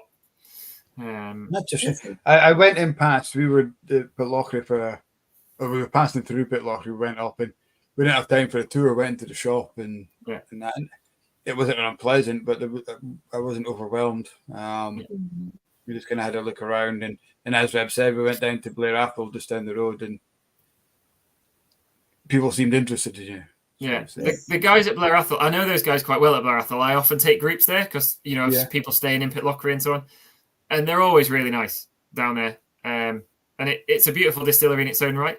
In some ways, it is a shame up the road at Edradour. It is probably one of the most beautiful settings anywhere in Scotland for a distillery. Yeah, absolutely. But it's a shame they don't have any tours or anything going on at the moment. Yeah, well, maybe they've had too much negative feedback and they're trying to review things a little bit. Who knows? Yeah, I'm not going to go through it now, but it's on the Instagram account. If you go back far enough, I did a whole video on them. Oh, really? So, I'm going to go back and look for that one. You have to go for a bit of a deep dive to find it. Juicy. Because it's a public road, you know, that goes outside the front of their place. So they couldn't tell me to leave. So if you go a deep dive back far enough through my Instagram account, you'll find quite a rant outside their front door, pretty much. No better place to do it, I suppose. Yeah. Well, if they get a pig's head in the post, we're going to know where it's going. I'd say, on the other hand, I've just noticed, Mike, behind you, is that a Devon? Behind me? Have you got a Devon behind you? Yes. The old style bottle. So just because I noticed it, and after a question earlier in the comments, those guys were almost polar opposite. These guys are brilliant. Yeah. We managed to get into Devon as part of the Whisky Academy a couple of years ago. Phenomenal. So they're not open to the public, but they really invited me in, and the staff there, like, I've never met, I don't think, a group of staff anywhere else in the whiskey industry that ripped each other as much as those guys do. You know, like how they must get on, you know, as mates and things. Like, to the point where your best mates in life, you would be brutal to each other, you know, that kind of level. Yeah. And basically they gave me it straight away, so I had to give them it straight back. You know, just get stuck in pretty much. Yeah. And I think that's it when you're. That's the work. That's the distillery. That's the factory side of it, isn't it? There's no script there. It's these guys work together, and it's camaraderie rather than us and them. And this is a visitor center side, this is production side, this is marketing side. It's all. But they were amazing. Like, because I spent the night the day I went there, I spent the night in Banff. Just kind of there basically, and so I had a bit more time, and they really showed me around. And they were having a lot of work done at the time. Their stills were being redone or something or other, and they actually, because of what I was doing, they sent me one of their still doors. Like, I've got it on my drinks cabinet basically in the other room. That's really, really cool. They were putting new still doors. They had the old tiny ones, the old little still doors, but they were putting on big new ones. So the old one, they took it off, refurbished it, and sent it to me. Wow, that's awesome. Yeah. So those guys were amazing. Wow, that's lovely. That's nice that your experiences were overwhelmingly good as opposed to maybe the odd bad. Yeah, there was. I think, as we've said in the conversation, I think the industry as a whole rather is amazing. There's one or two issues I had here and there, but it is really only a few. But overall, 90% of people in the industry are really nice, really welcoming. It doesn't matter what company you're coming from, that they'll be open to you going in, having a chat, and so on. Yeah, well, that's good. That is good. I think we caught up with all the questions. I think most of the chat is just chat between the guys. Yeah, just good evening to Alistair, who's joined in. Hello. I'll be a wee bit late. He must be warming up for the That's it. We've become the warm-up act for Aquavite. Although he's on Facebook, he's not on YouTube, so maybe not. He's just popped in to say hello. A session test in Aquavite could be pretty rough. Yeah. There's the Aquavite Barflies is a whiskey group who do a live YouTube channel, and they start at 1:45. So a lot of the guys come and join us to say hello and have a wee warm up dram before going to Aquavite. But yeah, I agree. A whiskey taster in Aquavite would be pretty brutal. I mean, I have tried a lot of new make spirits going around the distilleries, and some of them, Jesus. Blow your head off a bit. Yeah. Just going to say bless you to Kat, first and foremost. It just came out of nowhere. I'm going to do a little bit of digging because Donner said he'd never understood Devon. Macduff is the perfect name to put on a whiskey bottle. I think it's to do with the blending, because most of Macduff goes into blends, and there's a name clash. I think it's to do with that. I'll try and get a proper answer for you as to why they don't call it Macduff. Independents call it Macduff, but the single malt brand is Devon. While we're talking about that, and we'll get an answer for next week. Absolutely, and hello to Sandro. You've arrived late, and just in time. It's great for Sandro. Hi, Sandro. Yeah, it's ciao. Both ends of the spectrum. It's the same. Sandro, you would have been the man I needed today. We had a busload of Italian pensioners who could not speak English, and their guide was very cross that I couldn't speak Italian. I'm like, I cannot learn a language in 5 minutes. I'm very sorry about that. Even though you're cross, everything you're saying is very, very sexy. So I'm just kind of roll with it. But everybody was happy towards the end, so it was fine. We just pointed and smiled at everything, and it was all good. But yeah, do you want to teach me a couple of key phrases? That would be awesome. God, just imagine if you were speaking Doric to them then up there. Well, yes, I'm very good at putting on the posh voice and not using the Doric. But we do have a guide that's fully Doric, and she is much sought after because people love to hear her Doric accent. It's absolutely fantastic. I remember being at Glendronach with a tour, and do you remember Louis? Did you ever meet Louis at Glendronach? No. He was older. He would have been, how would I say, late 60s, 70s, and that was back when we started doing tours. So, 5-6 years ago. Unfortunately, passed away a couple of years ago. But I just remember he ran the tour before us. So when we were ready to go out, and we had a group of, I can't remember where they were from, but this group of Germans came in with Louis, in fits of laughter. And Louis he's a farmer, like born and bred, local kind of the Huntley loon. And he came in and they were all laughing, and he said, I was like, God, you guys have had a good time. And Louis says, well, I hadn't a clue what they were saying, and I think they couldn't what I was saying either. So, but I had a great time. And he goes, but we had a big laugh, and they just carried on. It was just phenomenal. So for those who didn't know what that meant, he didn't know what they were saying, and they didn't know what he was saying, but they just had a laugh about it and enjoyed themselves. So for Red, who's asking, Doric is dialect. Oh, sorry, we would answer that. Rob. Sorry, yes. I'm going to say, I've just seen Reb's comment. I would, if you want to know what a Doric accent is, go and watch documentaries about fishing in Peterhead. Oh no, that's very different though. Like Peterhead Doric is very different from Aberdeenshire Doric. They're subtitled on TV. Yeah, I know. I love it. Even though they're on like Scottish TV, they put subtitles on them because no one has a clue what those guys. Their version of Doric is just YouTube Scotland. The what? Yeah, or what's the guy? No, he's not Doric though. I was going to say the guy, the farmer that does the wee comedy skits now. Yeah, but he's Perthshire, isn't he? So that's not. Yeah, it's Perth Doric. There's Doric certainly in there. So Doric is an Aberdeenshire, a very very old Aberdeenshire dialect that's got an actual protected status, and it's kind of like northeast Old Scots with a little bit of Danish, Norwegian melted in there as well. It's a beautiful, beautiful dialect. It's only spoken here, but it's very distinctive and quite hard to get your ear in when somebody's speaking full bomb Doric. Like I said, when I've spent time in Aberdeenshire, there is an element of smile and nod at the right places. I think that's kind of definitely. And Sandro, I will very much be asking for your help next time I've got a group of Italians in. So yeah, definitely keep in touch. Give me a couple of choice phrases. That would be good. I can't believe this has almost been 3 hours we've been chatting. I know. And I haven't had dinner yet, and I'm very aware of the fact that one whiskey has gone straight into my stomach. I'm like, I haven't had dinner. I'm going to fall asleep if I don't go and eat something. Yeah.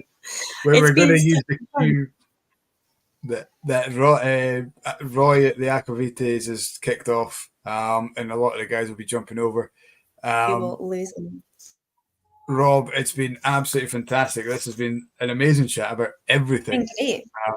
I'm glad the guys have managed to contribute to the charity. Hopefully, we get some more in. Let us know if Ireland goes ahead and what else they need to do to be involved. A huge thank you. I keep seeing little things pop up. There's been half a dozen or so people donate, which has been great. That's amazing. That's so good. That's awesome. If you do organise something else, you are welcome back on to talk about it, promote it, tell us about your adventures. So it's a fantastic thing you're doing. So you're always welcome on here to tell us about it. Cool. Thank you very much. If I'm ever up your way as well, I'll drop in.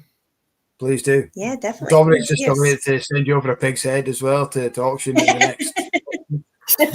Hopefully that gets to you on time. It's the rest of the pig. You want the rest. Don't keep the head. You have the rest. Yeah. So, Kat, just before we go next week, do we have a guest lined up? We do. So next week we have Ewan Gunn, who is the Senior Global Brand Ambassador for Diageo. So he's going to be joining us next week for a chat, which will be good. Yeah. That's going to be fun. There's going to be a lot to talk about there. Excellent. Yeah, Rob, Kat, guys at home, thank you so much. It's been an absolute pleasure. It has. I dare say that's a record-breaking Blether tonight. I can't remember what Paul Dempsey was. He was near 3 hours, but I think we've pipped him tonight. We have, definitely. So well done, Rob. It's definitely a good random one. I like it. It was. Lots covered. It's been really, really good fun. Thank you very much, everyone. To the Blether. Thank you very much. Cheers, guys. Good night. Flange.